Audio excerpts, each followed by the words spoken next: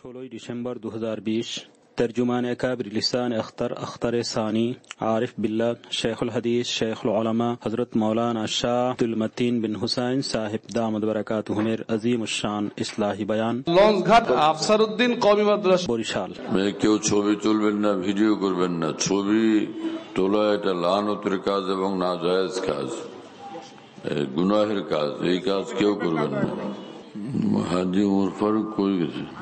ঠিক আছে, দেখা যায় হাজি উমর ফারুক আর যে হাজি আনোয়ার তালুকদার সাহেব এখানে মাহফিল করবেনই করবেন। তা আমি বলি যে ভাই জায়গা কোথায়? ওখানে তো জায়গা টাকা দেখি না। তো উমর ফারুক বয়ান দিল যে বিশাল জায়গা। হ্যাঁ, আমি বললো যে অনেক জায়গা। আমি কোন জায়গায়? আমি গেছিলাম তো কয়েকবার। বলে সে ভিতরে ময়দান, পাশে মাদ্রাসা, এই পাশে মসজিদ, জায়গায় জায়গা। মহব্বতের কাছে হার মানতে বাধ্য হইলাম আর কি। ঘটনা হলো এই, মহব্বতের তুফানের কাছে হার মানতে বাধ্য হইলাম। এদের সঙ্গে বুঝলাম যে পারবো না আমি। পরে রাজি হয়েছি যে ঠিক আছে ভাই, যা করো করো। আল্লাহ তাআলা কবুল করেন। বাস আল্লাহ পাক কবুল করলে সে ছোট জিনিসও অনেক বড়। আর কবুল না করলে পাহাড়ও অনেক তুচ্ছ। হ্যাঁ, আলহামদুলিল্লাহ আলহামদুলিল্লাহ ওয়াকাফা ওয়া সালামুন আলা ইবাদিল্লাযীনা ইসতাফা। আম্মা বা'দ। أعوذ بالله من الشيطان الرجيم. بسم الله الرحمن الرحيم. تبارك الذي بيده الملك وهو على كل شيء قدير. الذي خلق الموت والحياة ليبلوكم أيكم أحسن عملا وهو العزيز الغفور. صدق الله مولانا العظيم. وقال رسول الله صلى الله تعالى عليه وسلم: إن هذا القرآن يرفع أقواما وإن الله يرفع بهذا القرآن أقواما ويزع به آخرين. وقال عليه الصلاة والسلام: من يرد الله به خيرا يفقهه في الدين. وقال عليه الصلاة والسلام: لا تزال طائفة من أمتي منصورين على الحق لا يضرهم من خذلهم. وقال عليه الصلاة والسلام: لا يقعد قوم يذكرون الله إلا حفتهم الملائكة وغشيتهم الرحمة ونزلت عليهم السكينة وذكرهم الله في من عنده. أو كما قال رسول الله صلى الله تعالى عليه وسلم. আল্লাহ পাক জাল্লা জালালুহু ওয়া মানওয়ালুহু আমাদের সকলকে মাফ করেন। জান্নাতুল ফিরদাউস আমাদের জন্য মঞ্জুর করেন। আল্লাহর মহব্বত, মারিফত, আল্লাহকে খুশি করার মতো জিন্দেগি বন্দেগি আল্লাহ তাআলা আমাদের সকলকে নসিব করেন।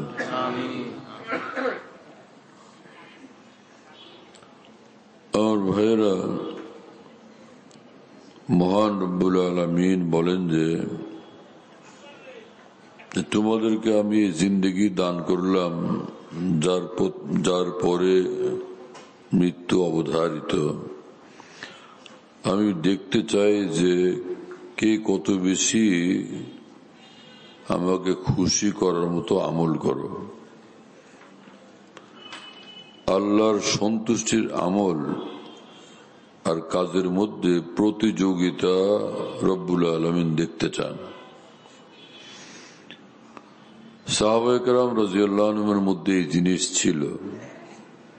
এক সাহাবীকে দেখতেন বেশি তেলাওয়াতওয়ালা, তিনি ভাবতেন যে রাখ, তোমার চেয়ে আমি আরো বেশি তেলাওয়াত করব।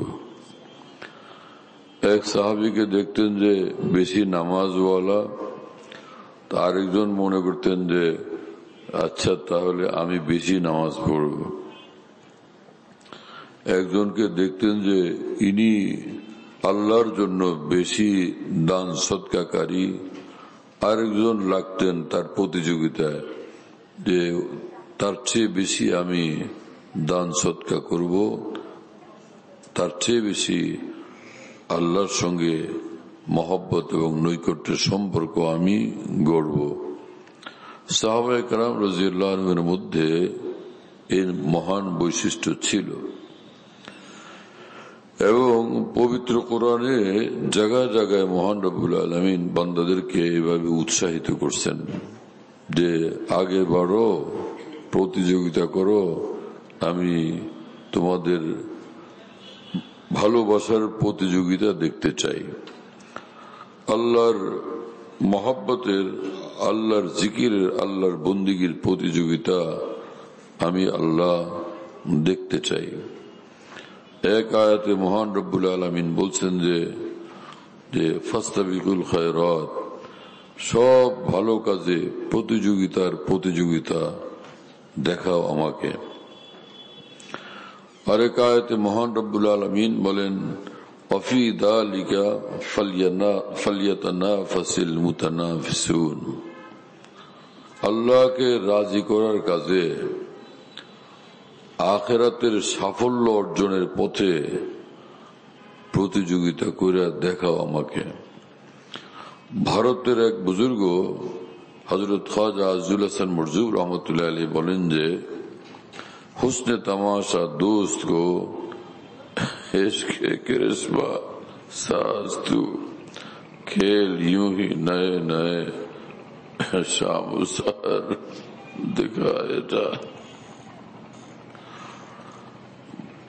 খেলোয়াড়রা মাঠে বল খেলে, কোনো খেলা খেলে, দর্শকরা সেটা উপভোগ করে। এই মহান বুজুর্গ বলেন যে আসমান ও জমিনের মালিক, চন্দ্র সূর্যের মালিক, মহান আরশের মালিক আল্লাহ অপেক্ষায় থাকেন যে বান্দারা এই দুনিয়ার ফিল্ডে আমার ভালোবাসার সুন্দর খেলা আমাকে দেখাবে। দিনে দেখাবে, রাতে দেখাবে, সকালে দেখাবে, সন্ধ্যায় দেখাবে। হে আল্লাহ, আল্লাহর প্রেমিক বান্দারা মহান আল্লাহকে এই জমিনের, এই পৃথিবীর ফিল্ডে আল্লাহর ভালোবাসার খেলা তোমরা দেখাও। হুসনে तमाशा दोस्त को इश्क करिश्मा साज तू, खेल यूं ही नए नए शाम सहर दिखाए जा। সকাল সন্ধ্যা দিন রাত মহান আল্লাহর সামনে মহব্বত আর ভালোবাসার খেলা দেখাও তোমরা সকলে। এই বুজুর্গ বলছেন যে শাম ও সাহার, সন্ধ্যায় দেখাও এবং ভোর রাত্রে দেখাও। খেলা ভোর রাত্রে দেখায় কেউ, কিন্তু ইনি বলছেন যে ভোর রাত্রে দেখাও।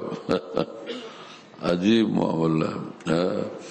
কোরআন শরীফে মহান রব্বুল আলামিন বলেন যে ওয়াবিল আসহারি হুম ইস্তাগফিরুন, আমাকে যারা ভালোবাসে ভোর রাতে আমার তালাশে মশগুল হয়। ভোর রাতে আমার তালাশে মশগুল হয়, ভোর রাতে আমার সামনে সিজদায় পড়ে, ভোর রাতে আমার সামনে কান্নাকাটি করে, ভোর রাতে আমার কাছে মাপ চায়। আল্লাহ, গভীর রাত, এখন তো সবাই ঘুমায়, এই নীরবে নিভৃতে আমি আপনাকে খুঁজি।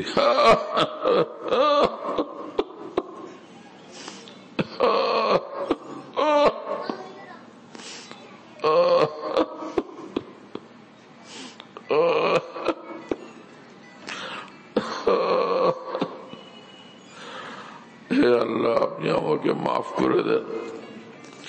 বান্দা যখন এরকম নীরবে নিভৃতে মহান আল্লাহকে খুঁজে, আল্লাহকে ইয়াদ করে, স্মরণ করে, আল্লাহর জন্য কান্নাকাটি করে, আল্লাহর নিকট মাফ চায়, আল্লাহ পাকের ভীষণ পছন্দ লাগে। আল্লাহর রহমত ভীষণ সিরিয়াস ভাবে তার দিকে আকৃষ্ট হয়। এই বান্দাকে পাক সাফ বানায় আল্লাহ পাক রহমতের কুলেই তুলে নেন এবং এই জালিমকে মহান আল্লাহ নিজের প্রেমিকদের কাতারে স্থান দিয়ে দেন, যে সবাই ঘুমে আর তুমি আমার ভালোবাসায় এভাবে ছটফট করতেছ। আল্লাহ তাআলা এই নেয়ামত, এই দৌলত আমাদেরকে নসিব করেন। ভারতে এক বুজুর্গ ছিলেন মৌলানা শাহ মোহাম্মদ আহমদ সাহেব এলাহাবাদী রহমতুল্লাহ আলাইহি। তিনি গভীর রাতে যখন আল্লাহর ইবাদতে বন্দিগিতে মশগুল হতেন, তো আল্লাহর প্রেমিকদের এটা এক আল্লাহর প্রেমিকদের রুহের এক চরিত্র, এটা আল্লাহর জন্য কান্নাকাটি করতে থাকা। আমি আল্লাহর কসম করে বলি, আল্লাহর প্রেমিকরা যে আল্লাহর জন্য কান্দে, এর কারণে সারা জাহানের সমস্ত বাদশাহী তারা ভুলে যায়। ওই কান্নার মধ্যে তারা এত শান্তি পান, এত আরাম পান, এত মজা পান।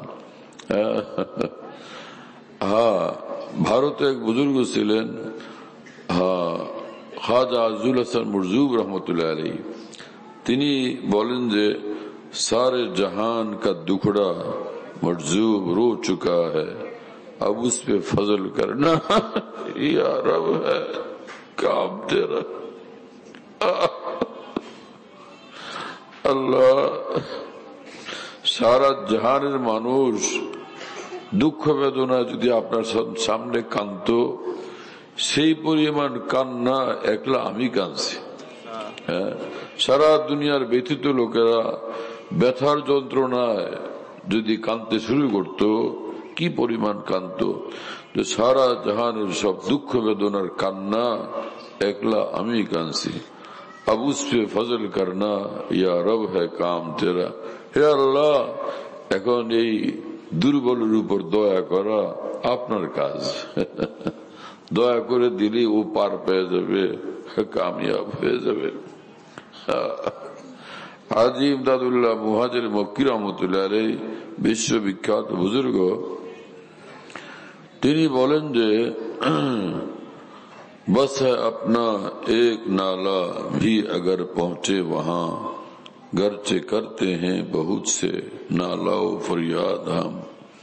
সারা জীবন কানবো, সারা জীবন খুঁজবো, কিন্তু একবার কান্নাও যদি তার পছন্দ লাগে, একবারের কান্নাও যদি তার পছন্দ হয়ে যায়, তা আমি কামিয়াব হয়ে যাব, তুমি কামিয়াব হয়ে যাবে।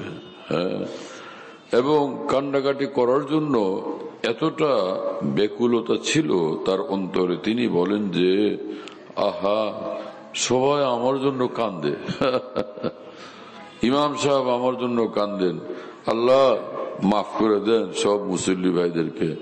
ওর মধ্যে সব মুক্তাদি আছে না ভাই? এক আল্লাহ কান্দেন আর বলেন যে আল্লাহ আমাকে মাফ করে দেন, আপনার সব গুনাহগার বান্দাদেরকে মাফ করে দেন, আমরা সব গুনাহগার, সারা জাহানের বান্দাদেরকে মাফ করে দেন। হাজী ইমদাদুল্লাহ মুহাজির মক্কি রহমতুল্লাহ আলাইহি বলেন যে रोती है खल्क मेरी खराबी को देखकर, रोता हूं मैं कि हाय मेरी चश्म तर नहीं।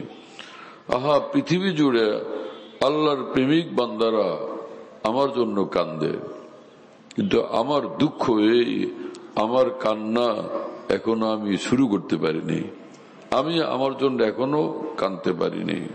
আমাদের দশা তো এই যে ভাই, আমরা এখনো কান্নাকাটি শুরু করতে পারিনি। হ্যাঁ, দুনিয়া নিয়ে ব্যস্ত, পয়সা কামাই করা, হ্যাঁ, সম্পদের কাড়ি বানানো, হ্যাঁ, এবং বিরাট বড় ধনী হওয়া, হ্যাঁ, বড় ফ্যাক্টরির মালিক হওয়া এবং বড় মাপের নেতা হওয়া, বড় ক্ষমতাধর হওয়া, কত কিছু আমাদের স্বপ্ন এবং লক্ষ্য। কিন্তু এটা কবে শুরু করব যে আমি আমার মাওলাকে চাই? হ্যাঁ, মাওলার জন্য এই কান্নাকাটি করা, বন্দেগী করা, আল্লাহকে স্মরণ করা, আল্লাহর সঙ্গে মশগুল হওয়া, আল্লাহর জন্য বেচাইন হওয়া, এটা আমাদের জীবনে কখন শুরু হবে? আল্লাহ তাআলা আমাদেরকে তৌফিক দান করেন।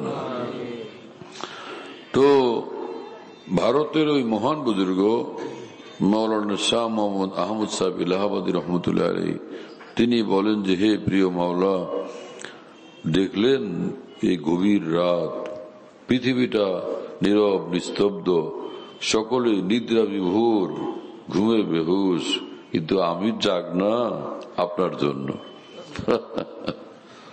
আমি জাগ না আপনার জন্য।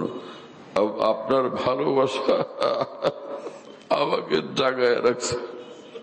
আপনার ভালোবাসার ব্যথা আমাকে ঘুমাইতে দেয় না, ঘুমাইলে ঘুম থেকে উঠাইয়া দেয়। তাতাজাফা জুনুবুহুম আনিল মাদাজি ইয়াদুনা রাব্বাহুম খাওফান ওয়া তামআ।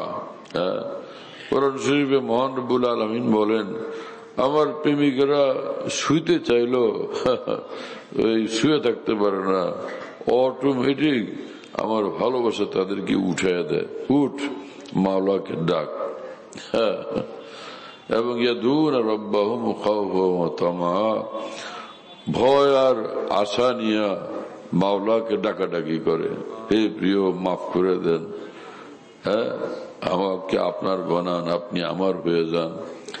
ভালোবাসা যখন জাগে, বান্দা এই কথা মনে করার সুযোগ পায় না যে আমার মতো তুচ্ছ নগণ্য, তার মতো বড় মহানের সঙ্গে আমি ভালোবাসা কেমনে করব, এই কথা তখন খেয়াল থাকে না, মনে থাকে না। তখন এই ভালোবাসার ব্যাকুলতা থাকে, কেবলই মাওলাকে খুঁজতে বাধ্য করে। ওই বুজুর্গ বলেন যে, आलम है कि बेलाग पड़ा सोता है, हर एक शख्स गफलत में पड़ा होता है, मगर ऐ दोस्त रात के सन्नाटे में रो रो के कोई लेता।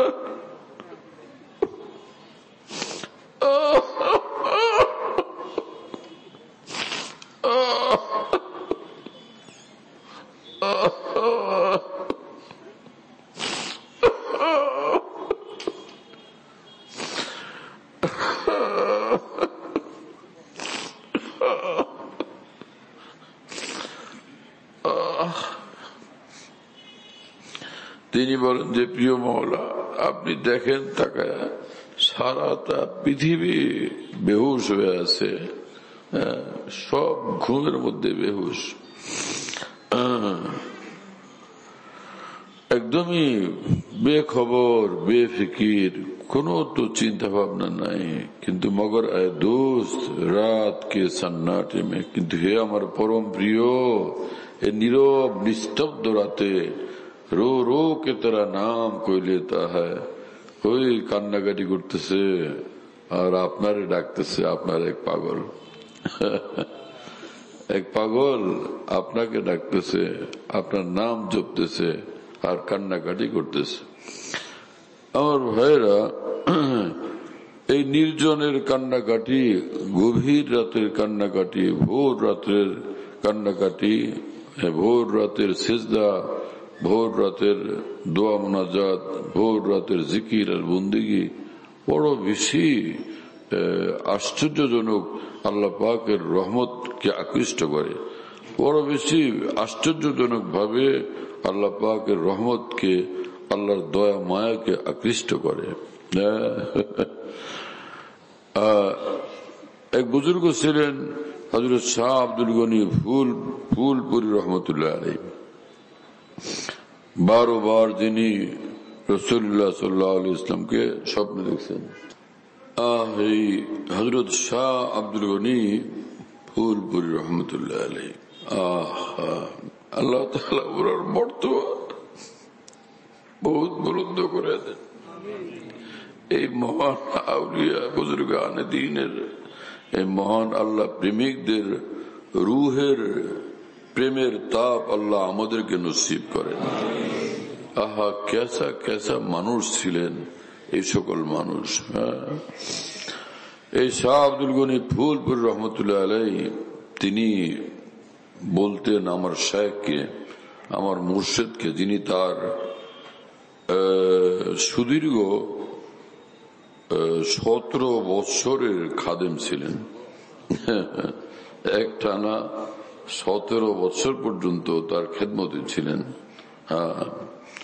আমার শায়েখকে বলতেন এই বুजुর্গ যে मियां हकीम अख्तर दुआ मुनाजात और जिक्र में अगर रोना आ गया तो समझ लेना कि वहां से कि कबूलियत की रसीद आ गई।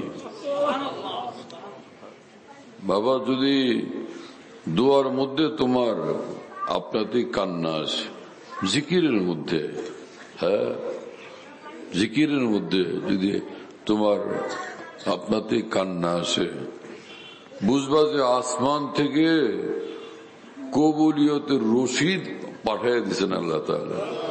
কবুল করলাম রে, নে তোর রশিদ বুঝানি। আজীব মামলা ভাই। হ্যাঁ, এই যে বুজুর্গ এই কথা বললেন, হ্যাঁ, যে যদি আপনাতেই খুদ কান্না আসে, দিল থেকে কান্না আসে, তো এটা আলামত যে আসমান থেকে কবুল হয়ে গেছে।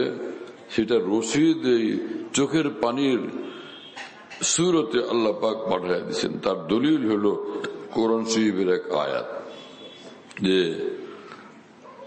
হাবশাতে যখন সাহাবীরা হিজরত করে গেছিলেন, তো মক্কার নেতারা পাঠাইছিল যে এদেরকে হাবশার বাদশাকে বুঝে শুনে নিয়ে আসো।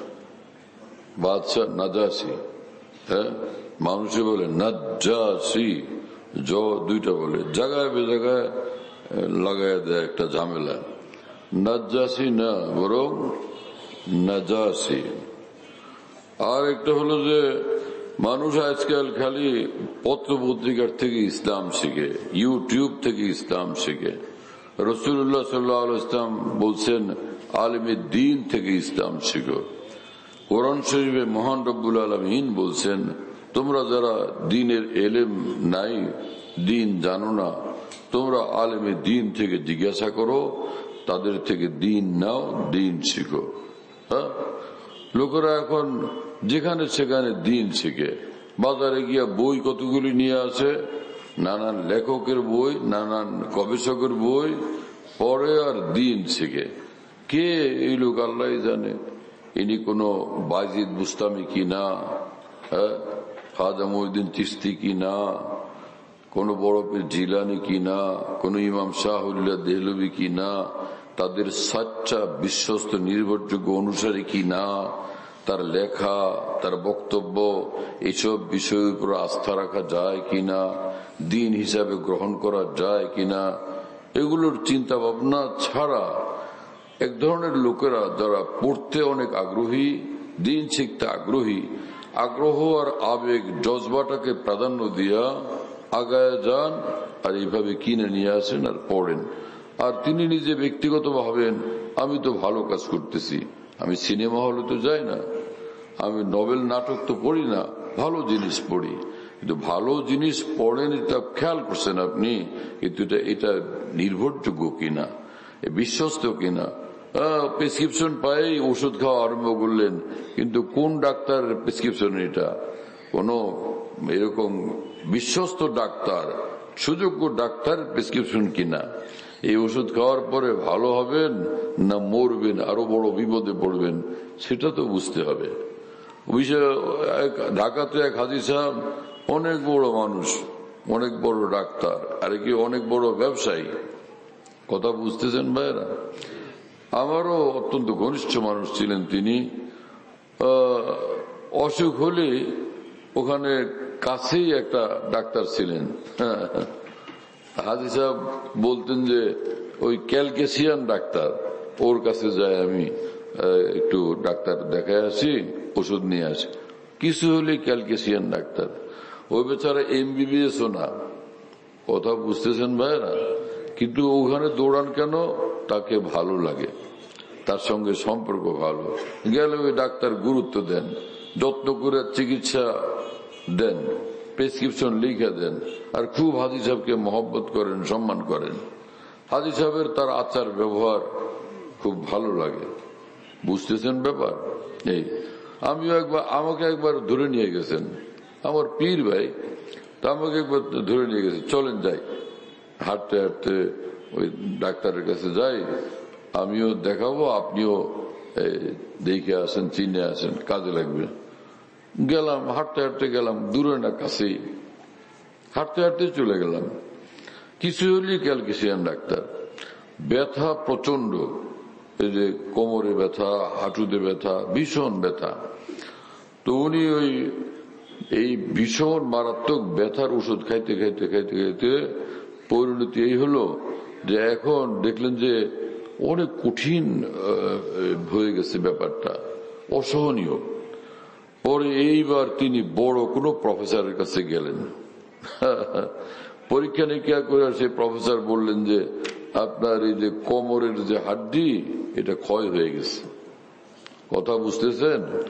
আপনার যে প্রেসক্রিপশন গুলো আমি দেখলাম, এর মধ্যে ব্যথার জন্য ব্যথা নাশক এমন কঠিন কঠিন সিরিয়াস সিরিয়াস ঔষধ দেওয়া আছে, ওগুলার জেরে এখন এই হাড্ডি ক্ষয় হয়ে গেছে, এখানের বাটি এটা নাই, শেষ। আপনার যদি এই হাঁটতে হয়, চলতে হয়, একটাই পথ, সেটা হলো যে কৃত্রিম বাটি লাগানো লাগবে, প্লাস্টিক বাটি না কি বাটি, হ্যাঁ, অথবা কি এটা SS না কিসের বাতি, বা কৃত্রিম বাটি লাগানো লাগবে। হ্যাঁ, সেইটা অপারেশন করে ফের এখানে বাটি লাগাইছে। কিছুদিন পরে দেখা গেল যে আরেক সাইডেও সমস্যা, এইটাও ফেলতে হবে, নতুন বাটি লাগানো লাগবে। লাগাইছেন, এখন দিন রাত কান্নাকাটি, কষ্ট, পেরেশানি। পরে হাজী সাহেব বলেন যে মনে হয় আমি আর বাঁচবো না। এই কিছুদিন পরে একদম বিছনায় পড়ে গেছেন, পরে তো দুনিয়ার থেকে চলে গেছেন, আল্লাহ মাফ করে দেন। কি কথা বুঝতেছেন প্রিয় বন্ধুরা? বড় আফসোস রে ভাই, সব ব্যাপারে লোকেরা বিশ্বস্ত জিনিস চায়, বিশ্বস্ত ঠিকানা চায়, নির্ভরযোগ্য ঠিকানা চায়, নির্ভরযোগ্য পথ প্রদর্শক চায়, নির্ভরযোগ্য নেতৃত্ব চায়। কিন্তু ইসলামই এমন এক ব্যাপার, যে কোনো মিসকিনও এখানে বুদ্ধিজীবী। ইসলামের ক্ষেত্রে যে কোনো মিসকিন তিনি বড় ইসলামী বুদ্ধিজীবী, যে কোনো এক মিসকিন কাঙ্গাল তিনি ইসলামের মহান নেতা। একটু ভালো বক্তৃতা করতে পারলে আর যদি কাঁপায় দিতে পারে তো সুবহানাল্লাহ, তাহলে তো তিনি আল্লামা এবং ডক্টর, ইসলামের মস্ত বড় ডক্টর, সারা পৃথিবীকে দিশা দান, আলো দানের ক্ষমতা সম্পন্ন জ্ঞান ভান্ডারের অধিকারী। এই হলো আজকে মুসলমানদের অবস্থা। কথা বুঝতেছেন প্রিয় বন্ধুরা?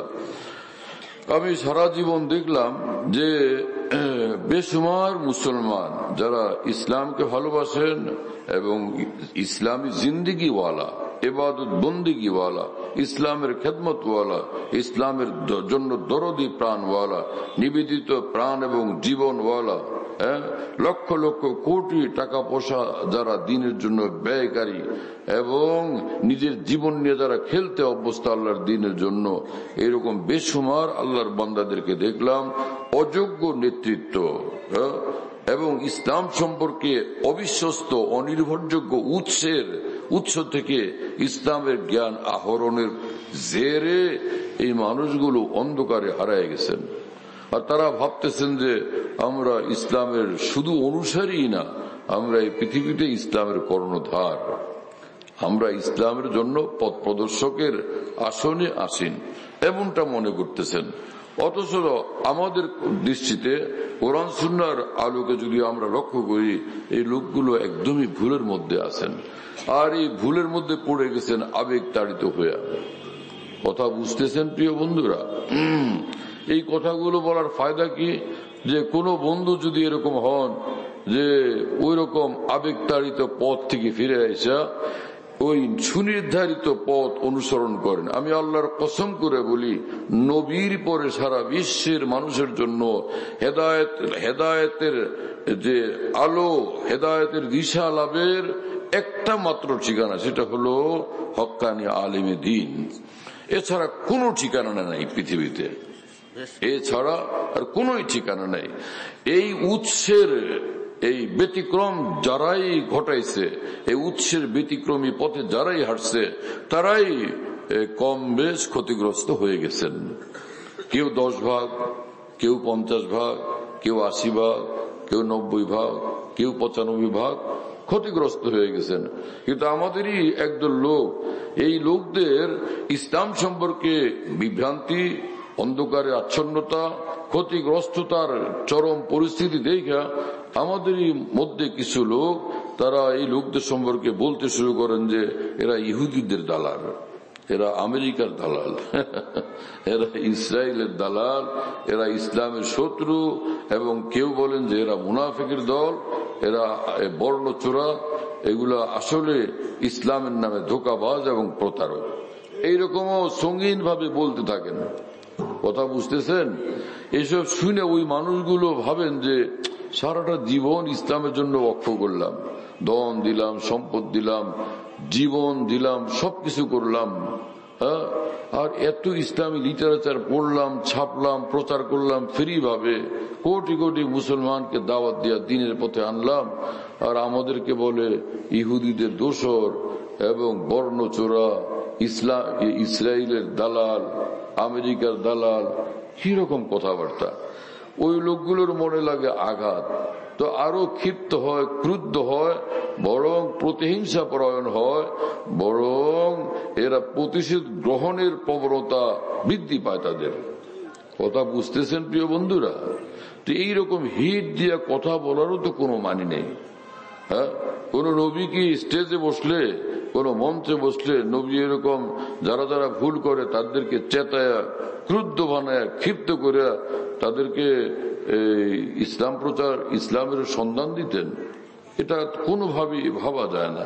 নবী তো বলেন যে আনালাকু মিসলুল ওয়ালিদি লিওয়ালাদি, যে পিতা তার সন্তানকে যেমন ভালোবাসে আমি সেরকম ভালো আদর, মহব্বত, ভালোবাসা দিয়া হে উম্মত তোমাদেরকে জান্নাতের পথে টানি। কথা বুঝতেছেন প্রিয় বন্ধুরা? আল্লাহর কসমি হাদিস থেকে এটা প্রমাণিত হয়, যারা ইসলামের খাদেম হবেন, ইসলামের রাহবর হবেন, ইসলামের পথ প্রদর্শক হবেন, ইসলামের দিকে ডাকবেন, ইসলামের আলো দিশা যারা দিবেন, সেই দিশারীদের কর্তব্য দরদি মন নিয়ে কথা বলা, ভালোবাসার মন নিয়ে কথা বলা, হ্যাঁ, কল্যাণকামিতার মন নিয়ে কথা বলা, হিংসা বিদ্বেষ থেকে মুক্ত হয়ে কথা বলা, ক্রোধ গুসা থেকে ঊর্ধ্বে উঠে কথা বলা। আর না হলে তারা সঠিক ইসলামের খেদমত করতে পারবেন না। নিজের পথে নিজেরই অজান্তে নিজেরাই তারা কাটা বিছাইতে থাকতেছেন। কথা বুঝতেছেন প্রিয় বন্ধুরা? আল্লাহ তাআলা আমাদেরকে বুঝ দান করেন। দাও ভাই, কি বলতেছিলাম মুফতি ফজলুল্লাহ? কোথা থেকে আমি এদিকে ঘুরছি বল?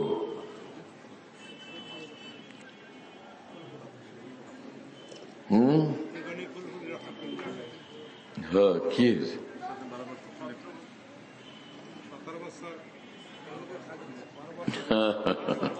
সেটা তো কখনই গেছে, যেটা যেটা যেখান থেকে আমি এদিকে মরতেছিলাম সেটা সম্মিলিত ভাবে ভুলে যাওয়ার কি অর্থ? ঐক্যবদ্ধ ভাবে ভুলে গেছে সকলে, এজন্য সব ঐক্য গ্রহণযোগ্য না। ঐক্যবদ্ধ ভাবে ভুলে যাওয়া এটা গ্রহণযোগ্য হইতে পারে? তাহলে এতে প্রমাণিত হয় যে সব ঐক্য গ্রহণযোগ্য না। হ্যাঁ, যেমন সমগ্র আরব দুনিয়া ঐক্যবদ্ধ ছিল 360 মূর্তি পূজার জন্য, সে ঐক্য কি গ্রহণযোগ্য ছিল? আরব জাতীয় ব্যাপারে ঐক্যবদ্ধ, এই ঐক্য কি গ্রহণযোগ্য? এই ঐক্যবদ্ধতা কি এটা কোনো আলোর পথ, জান্নাতের পথ, মুক্তির পথ, সফলতার পথ? ঐক্য হলেই হবে না। নিজামুদ্দিন আউলিয়া একলা ডাকেন এক পথে, আর সারা দুনিয়া ডাকে ভিন্ন পথে। সারা দুনিয়ার ঐক্য এটা নষ্ট ঐক্য। নিজামুদ্দিনের আউলিয়ার একলা আওয়াজ, স্লোগান, পয়গাম সেটা একদমই লাখো কোটি সূর্যের আলোর চেয়ে বেশি আলোক দীপ্ত। কথা বুঝতেছেন প্রিয় বন্ধুরা? হক কার সঙ্গে, সত্য কার সঙ্গে, সেটা এই বিবেকের আলোকে দেখা চাই। কোরআন শরীফে মহান রব্বুল আলামিন বলেন যে আফালা ইয়াকিলুন, ওদেরকে জ্ঞান বুদ্ধি দিলাম, জ্ঞান বুদ্ধি সব খুয়েছে ওরা, নাই জ্ঞান বুদ্ধি ওদের মাথায়। আল্লাহ তাআলা নিজেই বলেন পবিত্র কোরআনে বারবার, অনেক বুঝায় ফের বলেন যে তোরা বুঝিস টুঝিস না, আকল বুদ্ধি জ্ঞান দিলাম সেগুলো গেল কোথায়, সব খুয়াইলি। এই বলেন কোরআন শরীফে মহান রব্বুল আলামিন। আর রাসূলুল্লাহ সাল্লাল্লাহু আলাইহি ওয়াসাল্লাম বলেন যে মাথায় জ্ঞান বুদ্ধি এখনো আছে, এটা প্রমাণিত হবে তখন যে যখন তুমি এক আল্লাহকে বিশ্বাস করে আল্লাহ পাকের গোলামি ওয়ালা আনুগত্যশীল জিন্দেগি বানাও, নিজের মনকে নিজের আবেগকে ইমাম না বানায়া মহান আল্লাহর সন্তুষ্টির আওয়াজকে এবং আহ্বানকে, ইশারাকে তুমি নিজের জীবনের ইমাম এবং কেবলা বানাও, যে আমি আল্লাহকে মানবো, আল্লাহ রসুলকে মানবো, আল্লাহ রসুলের আহ্বানে সাড়া দান করব। কথা বুঝতেছেন প্রিয় বন্ধুরা? আমার নফসের কথা শুনবো না, আমার কথা আমি শুনবো না, আমার জ্ঞান আমি অনুসরণ করব না, মহান আল্লাহর আহ্বানকে অনুসরণ করব। কোথায় আছে এই কথা? আল কাইয়িসু মান দানা নাফসাহু ওয়া আমিলা লিমা বাদাল মাউত, যে মৃত্যুর পরবর্তী জীবনকে সুন্দর সফলভাবে গড়ে তোলার জন্য আমার নিজের মনের আবেগ সমূহকে আল্লাহর বিধান আর সন্তুষ্টির দ্বারা আমি শাসন করব, নিয়ন্ত্রণ করব, পরিচালিত করব, তো আমি সফল কাম হব। এইরকম লোকদেরকে রাসূলুল্লাহ সাল্লাল্লাহু আলাইহি ওয়াসাল্লাম বলছেন কাইয়িস, অর্থাৎ সে দূরদর্শী, প্রখর মেধা সম্পন্ন, প্রখর জ্ঞান সম্পন্ন মানুষ। আর আমরা মনে করি রাষ্ট্র চালাইতে পারলে সে সবচেয়ে জ্ঞানী। রাষ্ট্র যারা চালান তারাও জ্ঞানী। যদি না চালাইতে না জ্ঞান থাকে তো এত বড় দেশ চালান কেমনে, এত ঝামেলা সহ্য করেন কেমনে, এত ঝামেলার সমাধান বের করেন কেমনে? কথা বুঝতেছেন প্রিয় বন্ধুরা? কিন্তু সারা বিশ্বের রাষ্ট্র চালকরা যত জ্ঞানী, যারা আল্লাহকে চিনেন, মানেন, খোঁজেন, আল্লাহর কসম তারা তার চেয়ে বেশি জ্ঞানী। শুনতেছেন প্রিয় বন্ধুরা?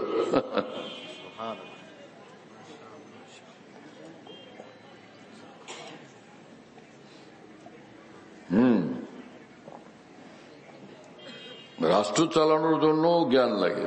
এক এক সাইডে এক এক, এখন বুখারী শরীফ পড়াইতে বললে আমাদের এই মওলানা মুজাম্মিল সাহেব বুখারী শরীফ পড়ান, উনি ভালো করে বুখারী শরীফ পড়াই দিবেন।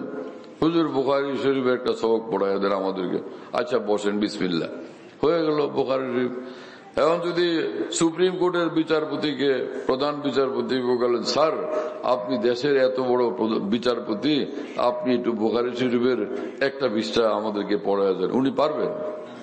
আর এই বুখারী শরীফ যিনি পড়ান সাইকুল হাদিস সাহেবকে যদি বলেন যে সুপ্রিম কোর্টের বিচারপতি পদে আপনি বৈশা এই যে অ্যাডভোকেটদের যে লড়াই, উভয় পরস্পর অ্যাডভোকেটরা ধুমসে বহস শুরু করে দেন, কি কথা বুঝেন নাই? তো এগুলো শুই না পরে আজকের কেসটার অন্তত একটা সমাধান বের করে দেন বর্তমান রাষ্ট্রীয় সংবিধানের আলোকে। পারবেন হুজুরে? এই যন্ত্রণা ঝামেলা আমরা তো পড়ি নাই ভাই, কি কথা বুঝেন নাই? তো আবার যদি হাফিজি হুজুরকে বলেন বা নিজামুদ্দিন আউলিয়াকে বলেন, হুজুর আমি খেয়াল করছি একটা বিল্ডিং বানাবো 10 তলা, তো খেয়াল করছি যে কোনো আল্লাহ ওয়ালার ইঞ্জিনিয়ারিং এর ভিত্তিতে আমি বিল্ডিংটা করব, তো এই জন্য হুজুর যেভাবে বলেন সেভাবে বিল্ডিং করব। আপনি বলেন রড কতগুলি লাগবে, সিমেন্ট কতগুলি লাগবে। হাফিজি হুজুর নিজামুদ্দিন আউলিয়া বড় পীর জিলানী হিসাব দিতে পারবেন? এই 10 তলা বিল্ডিং এর রড কতগুলি লাগবে, সিমেন্ট কতগুলি লাগবে, বালু কতগুলি লাগবে, উনি বুঝতে পারবেন? এটা কি কথা বুঝেন নাই? যে লিকুল্লি ফান্নিন রিজাল, আল্লাহ পাক এই পৃথিবীটাকে চালান, তো এক এক সাইডে এক একজনকে জ্ঞান দান করছেন। হোক একজন গাউসে আজম এবং বড় পীর জিলানী, কিন্তু যদি অসুস্থ হন, কিডনির সমস্যা হয়, তখন হসপিটালে যাওয়া লাগবে, ডায়াবেটিস হয় বারডেমে যাওয়া লাগবে, এই তো, এছাড়াও তো রাস্তা নাই। হ্যাঁ, আপনি কোরআনের এলেম নিতে চান, আপনি প্রধান বিচারপতি হন, কিন্তু যিনি কোরআনের এলেমওয়ালা তার কাছে যাওয়া লাগবে। কথা বুঝতেছেন প্রিয় বন্ধুরা? আপনি জান্নাতের পথ খুঁজতে চান, নির্ভেজাল হেদায়েতের আলো পাইতে চান, আপনি হন রাষ্ট্রপ্রধান, যিনি বিশ্বস্ত কোরআন সুন্নাহর এলেমওয়ালা, বিশ্বস্ত নায়েব রাসূল, খাঁটি আলেমে দ্বীন, তো তার কাছে শরণাপন্ন হইতেই হবে, মাথা নত করতেই হবে, তবেই আপনি সফল কাম হবেন। কি কথা বুঝতেছেন প্রিয় বন্ধুরা? হোক রাজা, হোক বাদশাহ, কিন্তু যদি বলে যে স্যার রোজা রমজান মাস এসে গেছে, আপনি দেশের বাদশাহ, সামনে দাঁড়ান, আপনি তারাবিটা পড়াইয়া দেন, আমরা আপনার পিছনে তারাবি পড়তে চাই। বাদশাহ বা রাষ্ট্রপ্রধান বা প্রেসিডেন্ট বা প্রধানমন্ত্রী অথবা স্বরাষ্ট্রমন্ত্রী বা পররাষ্ট্রমন্ত্রী কিংবা প্রতিরক্ষা মন্ত্রী বলবেন এই কথা, হ্যাঁ হ্যাঁ আপনি খুব ভালো নির্বাচন করছেন, আপনি বড় মেধাবী ছেলে, প্রখর জ্ঞানের অধিকারী, ঠিক কথা বলছেন, ঠিক আছে আমিই যাই, আপনারা সুন্দর করে কাতার সোজা করেন। এটা করবেন তিনি? বলবেন যে এটা আমারে বলেন কেন, ভালো একজন আমাকে নিয়ে তিরস্কার করেন, ভালো একজন হাফেজ সাহেব নাই এখানে, আছেন একজন, আচ্ছা তারে দেন, আমিও তার পিছনেই দাঁড়াই। কি কথা বুঝতেছেন প্রিয় বন্ধুরা? দেখা গেল হাফেজ সাহেব বেচারা এই 16 বছর বয়স, ও হো সে এক বাচ্চা মানুষ, দাড়িও নাই মোচও নাই, ও সামনে খাড়ায় ধুম সে কোরআন শরীফ তেলাওয়াত আরম্ভ করে দিছে, কি মজা! কি কথা বুঝতেছেন প্রিয় বন্ধুরা? আজীব মামলা। ক্বালা রাসূলুল্লাহ সাল্লাল্লাহু আলাইহি ওয়াসাল্লাম ইন্নাল্লাহ ইয়ারফাউ বিহাযাল কুরআনি আকওয়ামান ওয়া ইয়াযাউ বিহি আখারিন। প্রিয় নবী মুহাম্মদুর রাসূলুল্লাহ সাল্লাল্লাহু আলাইহি ওয়াসাল্লাম বলেন, এই কোরআন যারা ধরে আল্লাহ পাক তাকে সর্বোচ্চ সম্মানে আসীন বানায়া দেন, সর্বোচ্চ সম্মানের অধিকারী করে দেন, সবচেয়ে বড় বানায়া দেন। কোরআনের এলেমওয়ালা সবচেয়ে বড়, কোরআনের উপর আমলওয়ালা সবচেয়ে বড়। কথা বুঝতেছেন প্রিয় বন্ধুরা? লাখ কোটি ফ্যাক্টরির মালিক সে বড় না, লাখ কোটি সম্পদের মালিক বড় না, হীরা কঞ্চন মণি মুক্তার মালিক বড় না, লাখ কোটি ক্ষমতার অধিকারী বড় না, লাখ কোটি সিংহাসনের অধিপতি বড় না, যার কাছে কোরআন সে সবচেয়ে বড়। এই কথা বললেন তো আমাদের পরম শ্রদ্ধেয়, আমাদের জীবনের চেয়ে যিনি প্রিয়, সে মুহাম্মদুর রাসূলুল্লাহ সাল্লাল্লাহু আলাইহি ওয়াসাল্লাম, খায়রুকুম মান তাআল্লামাল কুরআন ওয়া আল্লামা। কথা বুঝতেছেন প্রিয় বন্ধুরা? আমি এটা অন্তর থেকে দৃঢ়ভাবে বিশ্বাস করি এবং আমি এটা সারা জীবন দেখতেও থাকছি। কোন এলেমওয়ালা, কোন কোরআন সুন্নাহর এলেমওয়ালা কোরআন সুন্নাহর এলমের আলোতেই যদি শুধু আলোকিত থাকেন, এর মধ্যে অন্য কিছুর মিশ্রণ না ঘটান, তো সত্যি পৃথিবীবাসী তাকে শ্রদ্ধা করতে বাধ্য হয়। কথা বুঝতেছেন প্রিয় বন্ধুরা? এই পৃথিবীর মানুষ, এই কমপক্ষে বিশ্বের মুসলমানরা নিঃসন্দেহে তাকে শ্রদ্ধা করতে বাধ্য হয়, তাকে ভালোবাসতে বাধ্য হয়। শুনতেছেন প্রিয় বন্ধুরা? না, আমি আপনাদেরকে এই বিষয়টা হঠাৎ মনে পড়লো তাই বলি যে আমাদের বঙ্গবন্ধু, যিনি স্বাধীনতার স্থপতি আমাদের বাংলাদেশ, যার কারণে আল্লাহ পাক দান করছেন, যার আওয়াজের ডাকে তিনি যখন পাকিস্তানিদের কারাগার থেকে মুক্তি লাভ করলেন এবং লন্ডন হইয়া ভারত হইয়া তিনি বাংলাদেশে যখন পৌঁছলেন, তো ওনার বাড়ি কোন জায়গায় জানেন? গোপালগঞ্জের টুঙ্গিপাড়া, না?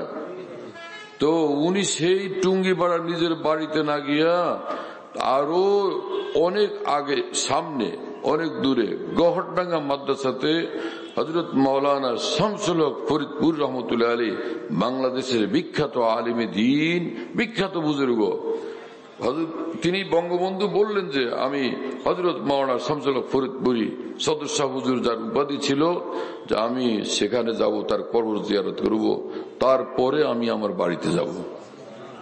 কথা বুঝতেছেন প্রিয় বন্ধুরা? তো বঙ্গবন্ধুর নজরে ওই মানুষটা কতটা শ্রদ্ধেয় ছিলেন, এবং সেই সদর শাহ হুজুর মাওলানা শামসুল হক ফরিদপুরি এমন মানুষ ছিলেন যে আমাদের মহান বুজুর্গ হাফেজ হুজুর রহমতুল্লাহ আলাইহি, তিনি আমাদেরকে বলছেন, আমিও হাফিজ হুজুরের ছাত্র, হাদিসের 4টা কিতাব হাফিজ হুজুরের কাছে পড়ার তৌফিক হয়েছে। কথা বুঝতেছেন প্রিয় বন্ধুরা? হ্যাঁ, ইবনে নাসাই শরীফ, ইবনে মাজাহ শরীফ, মুয়াত্তা ইমাম মুহাম্মদ, মুয়াত্তা ইমাম মালিক, 5টা, এবং তহাবি শরীফ, 5 কিতাব পড়ছি হুজুরের কাছে, হাফিজ হুজুরের কাছে। হ্যাঁ, হাফিজ হুজুর বলেন যে গহরডাঙ্গা মাদ্রাসায় গেলাম, তো হেফজখানাতে রাত্রিবেলা শুইলাম, দেখলাম যে পাশেই যে কবরস্থান, ওই দিক থেকে খুশবু আসে। তো আমার কাছে বিষয়টা রহস্যময় মনে হলো। আমি উঠলাম, তো কবরের কাছে গেলাম, ওই কাঁচা কবরের মাটি হাতে নিয়ে দেখি ওই মহান বুজুর্গের কবরের মাটি থেকেই খুশবু আসতেছে। হযরত মাওলানা শামসুল হক ফরিদপুর রহমতুল্লাহ আলাইহি। কথা বুঝতেছেন প্রিয় বন্ধুরা? হর কে তরসদ আজ হকু তাকওয়া গুজির, তরসদ আজওয়া জিন্ন ইনসু হর কে দীর।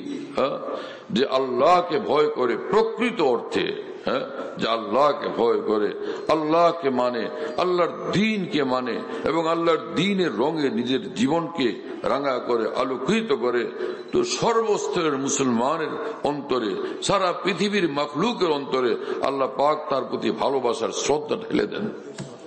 রাসূলুল্লাহ সাল্লাল্লাহু আলাইহি ওয়াসাল্লাম বলেন, আল্লাহর কোন বান্দাকে যখন আল্লাহর কাছে ভালো লাগে, আল্লাহ পাক বলেন যে আসমানে জিবরিলকে ডাইকা বলেন, জিবরিল, ওরে আমার ভালো লাগে, আমি ওরে ভালোবাসি, তুমিও কিন্তু তারে ভালোবাসবা।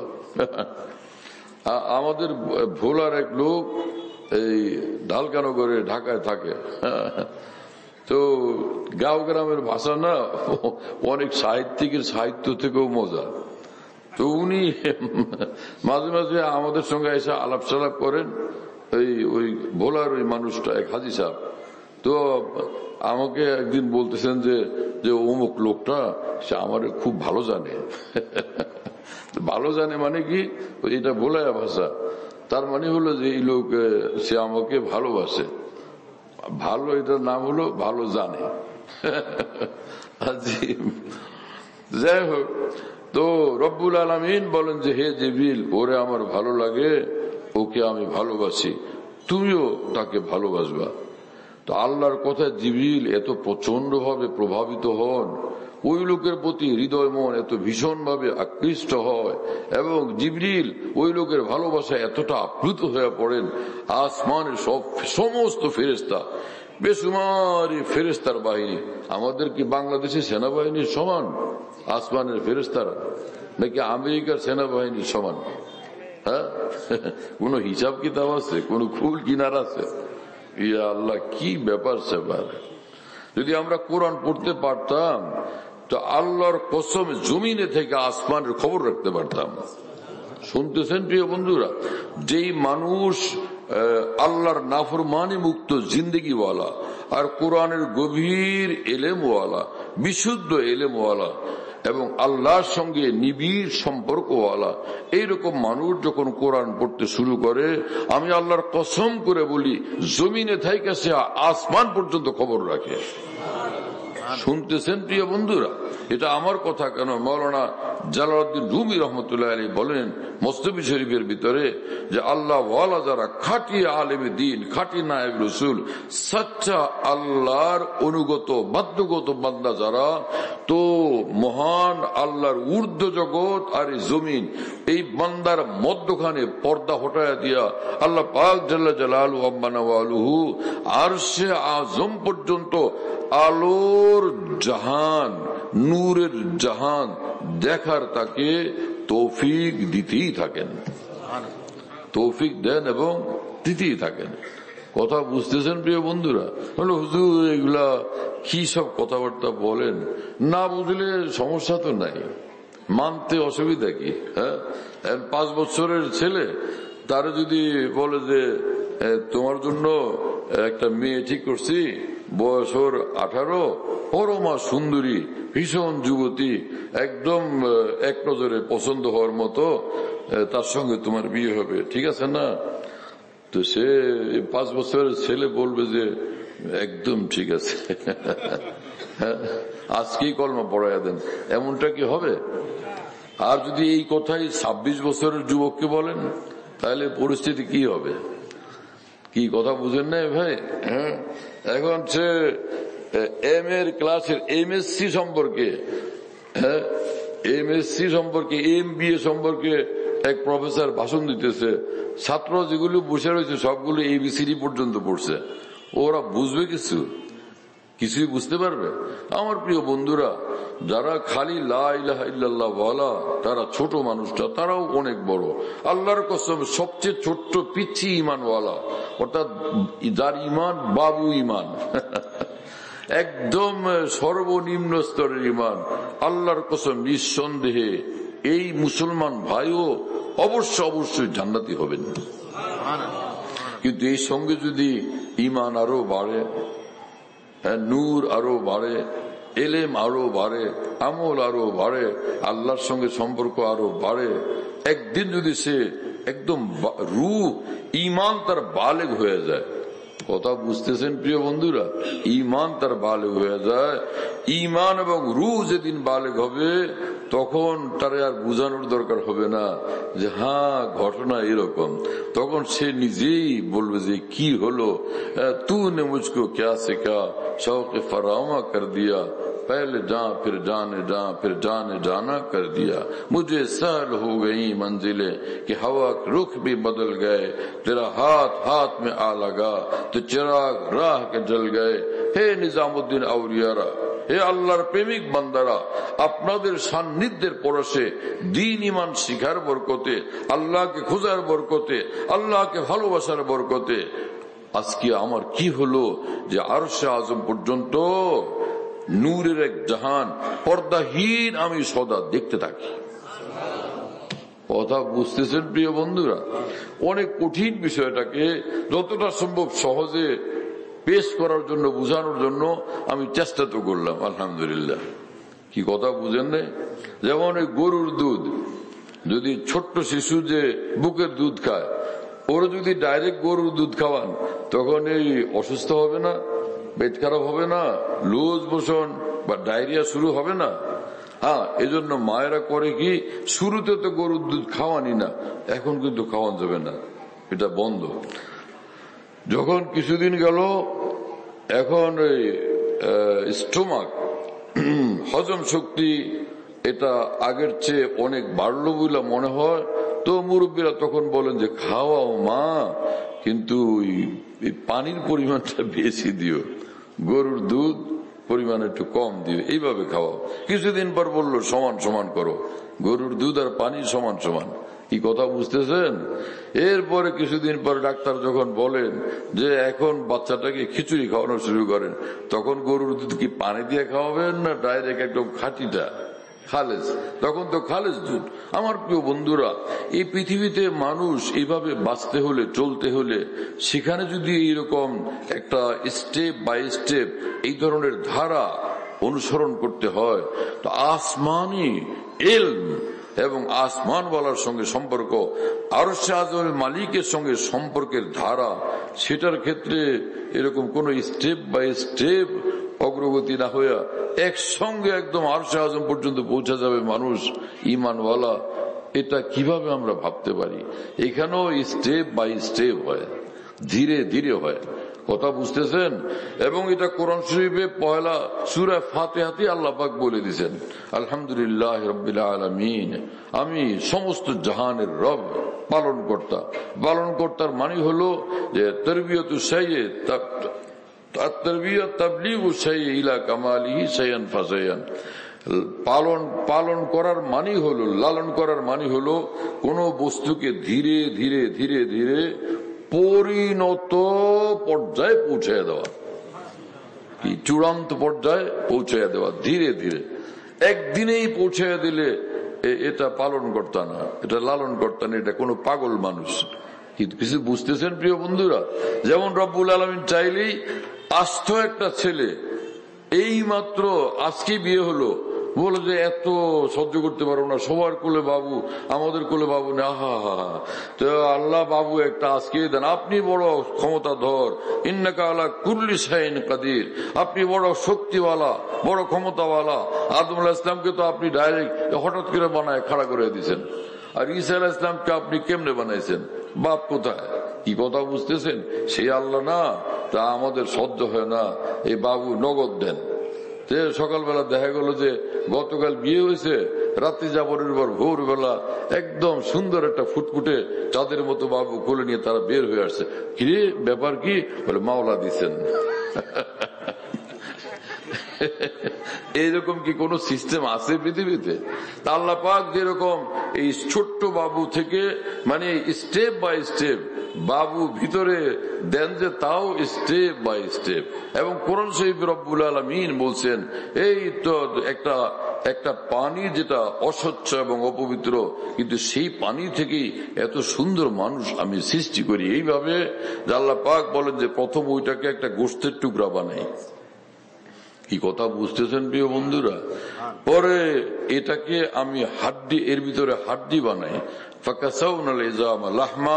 এই পুরা হাড্ডি যেটা স্ট্রাকচার ভিতরে আমি আল্লাহ এটাকে কমপ্লিট করে রেডি করার পরে যে এটা মাথার বিভাগ, কি কথা বুঝতেছেন, এটা নাকের বিভাগ, এটা দাঁতের এরিয়া, এটা কানের এরিয়া, এটা হাতের এরিয়া, এটা পায়ের এরিয়া, এটা পাঁজরের এরিয়া, এবং এটা এই পায়ের গোছার এরিয়া, এটা পায়ের পাতার এরিয়া, এটা আঙ্গুলের এরিয়া।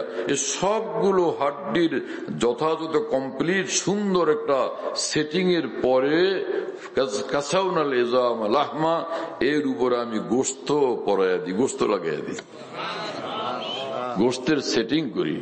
রব্বুল আলামিন কোরআন শরীফে এই কথা বলেন। কি বিস্ময়কর কথা, কি আশ্চর্যজনক কথা!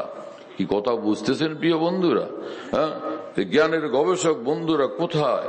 কোরআনের এই জ্ঞানের এই বিশাল বড় ভান্ডার আমরা কবে গবেষণা করব, কবে পড়ব? হ্যাঁ, আল্লাহ আমাদেরকে তৌফিক দেন, কবুল করেন, বুঝ দান করেন। এজন্য আমার প্রিয় বন্ধুরা, বিশ্বে সত্যিকার মানুষের জন্য প্রয়োজনীয় যত জ্ঞানের অধ্যায় আছে, জ্ঞানের যত বিষয় আছে, জ্ঞানের যত ভান্ডার আছে, প্রত্যেকটাই গুরুত্বপূর্ণ, প্রত্যেকটাই গুরুত্বপূর্ণ। এবং ওই জ্ঞানের যিনি আবিষ্কারক এবং যিনি তার পাঠক এবং যিনি তার অধ্যাপক, সকলেই সম্মানের পাত্র, সকলেই শ্রদ্ধা পাওয়ার যোগ্য। কিন্তু আল্লাহর কসম, সারা বিশ্বের সকল জ্ঞান ভান্ডারের মহাসাগর এর চেয়ে ঊর্ধ্বে, অনেক ঊর্ধ্বে, অনেক ঊর্ধ্বে আল্লাহ পাকের আসমান থেকে আসা এই কোরআনের এক এক আয়াতের জ্ঞানের ভান্ডার। কথা বুঝতেছেন প্রিয় বন্ধুরা?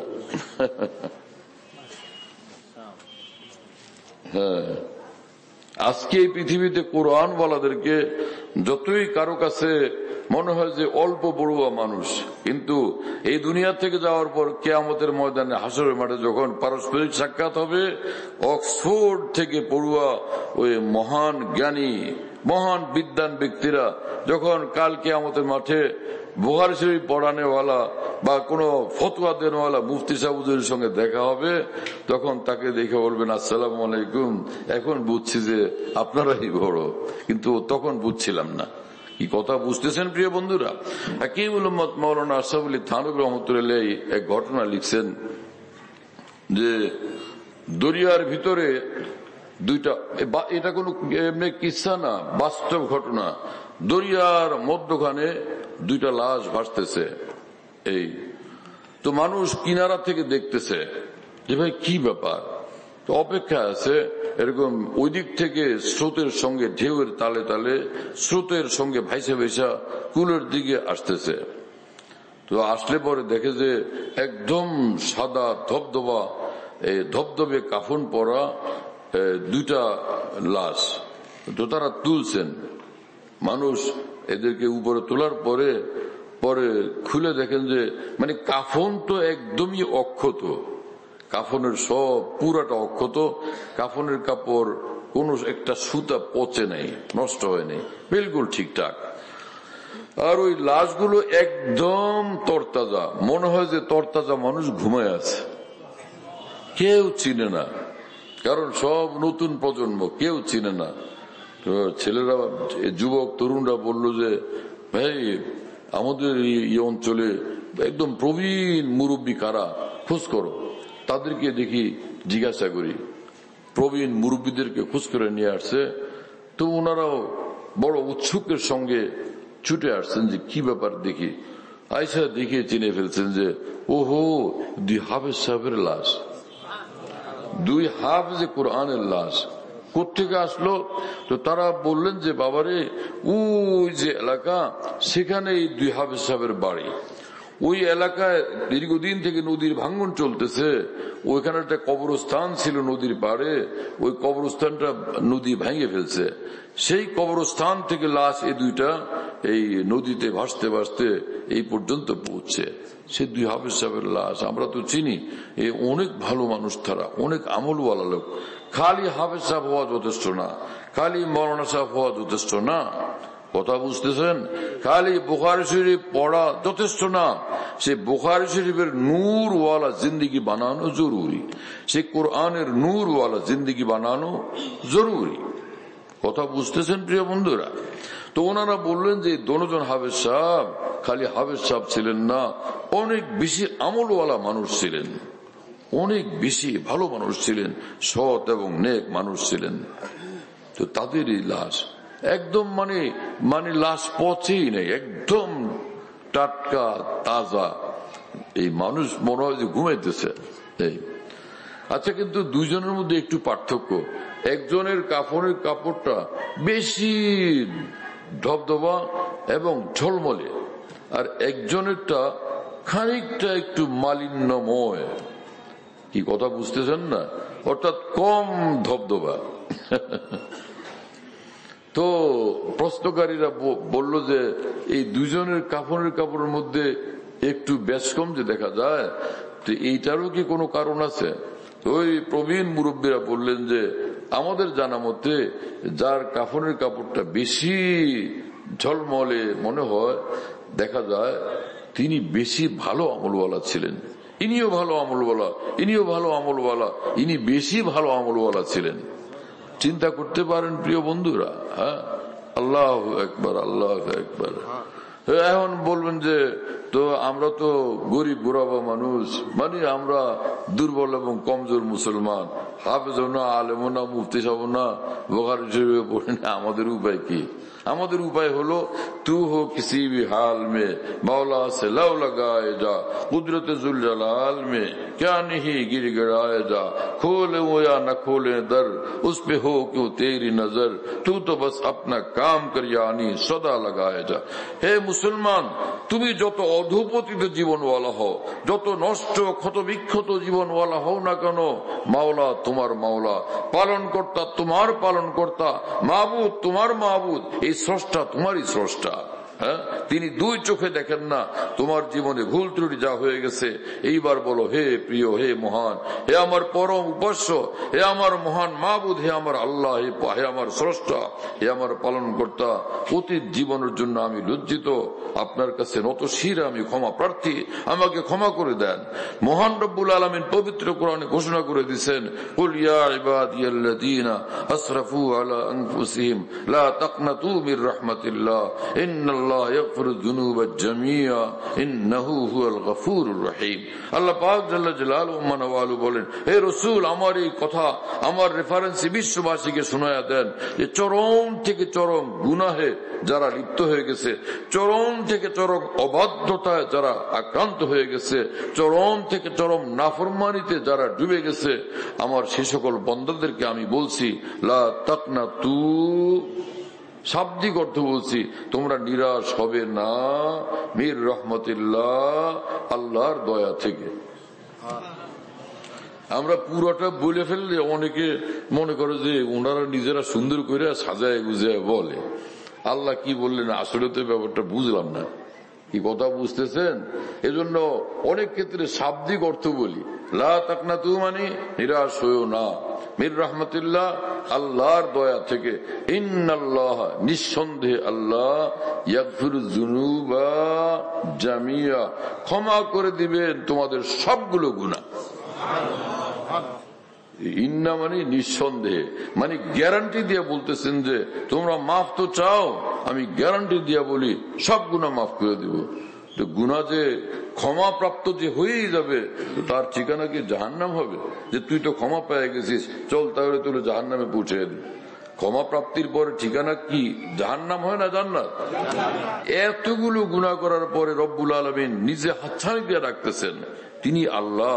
হ্যাঁ, আমরা মনে করি দুনিয়ার মানুষদের মতো যে এত বড় শয়তান, ওরে কি ক্ষমা করবে নাকি? মিয়া পাগলামি গো, এতগুলো খুন করছে তারপরও তারে ক্ষমা, এটা মাথায় ধরে মিয়া?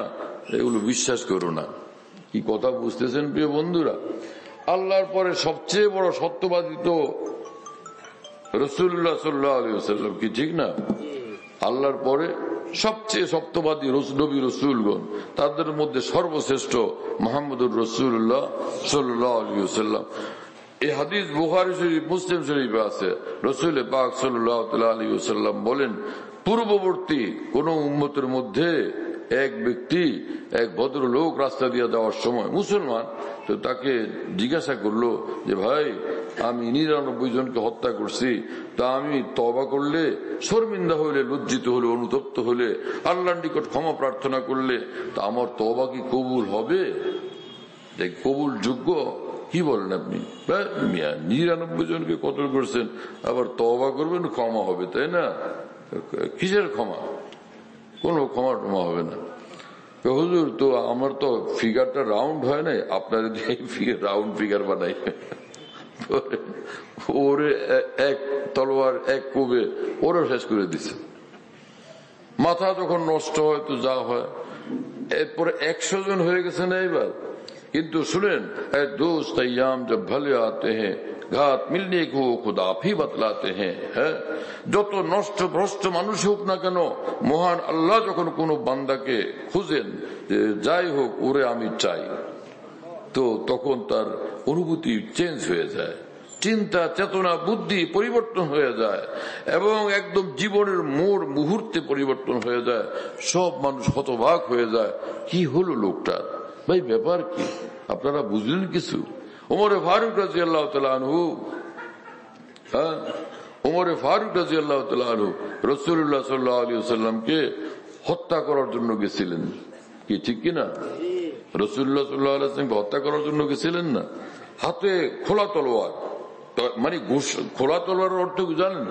গোসা এত প্রচন্ড, তলোয়ার খাপের মধ্যে লুকায় রেখা যাইতে রাজি না, খোলা তলোয়ার নিয়ে চললাম, পাবো 2 টুকরা করে ফেলবো, এই হলো খোলা তলোয়ার। কি কথা বুঝতেছেন? রাস্তার মধ্যে এক লোকের সঙ্গে দেখা, স্যার কই যান? যে মুহাম্মদের কল্লা আনার জন্য সাল্লাল্লাহু আলাইহি ওয়াসাল্লাম।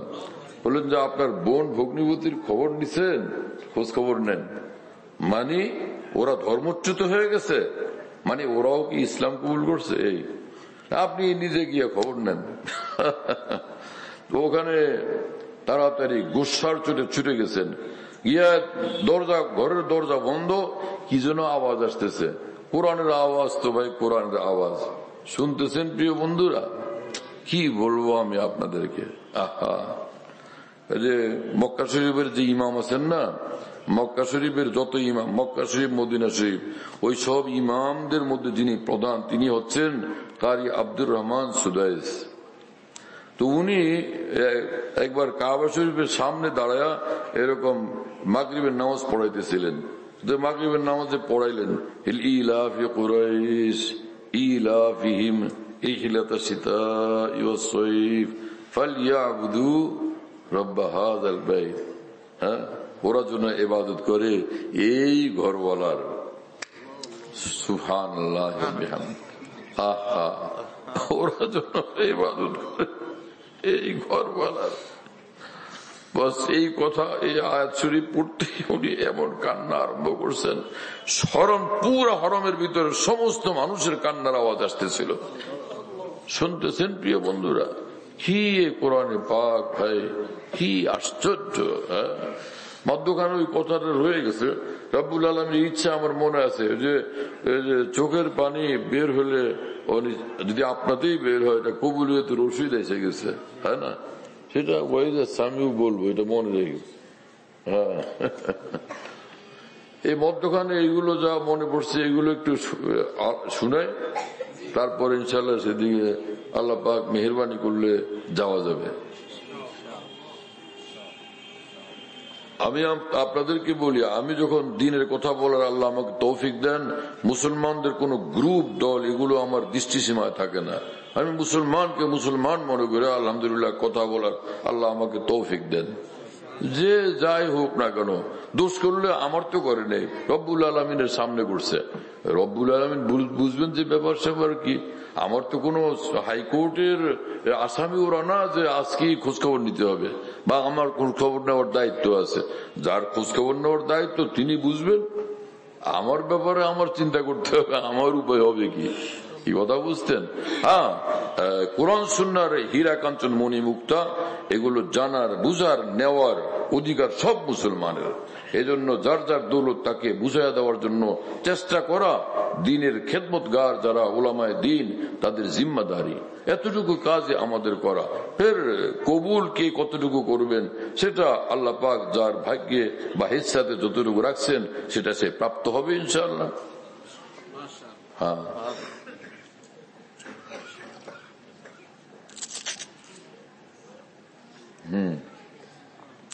ওমর রাদিয়াল্লাহু আনহু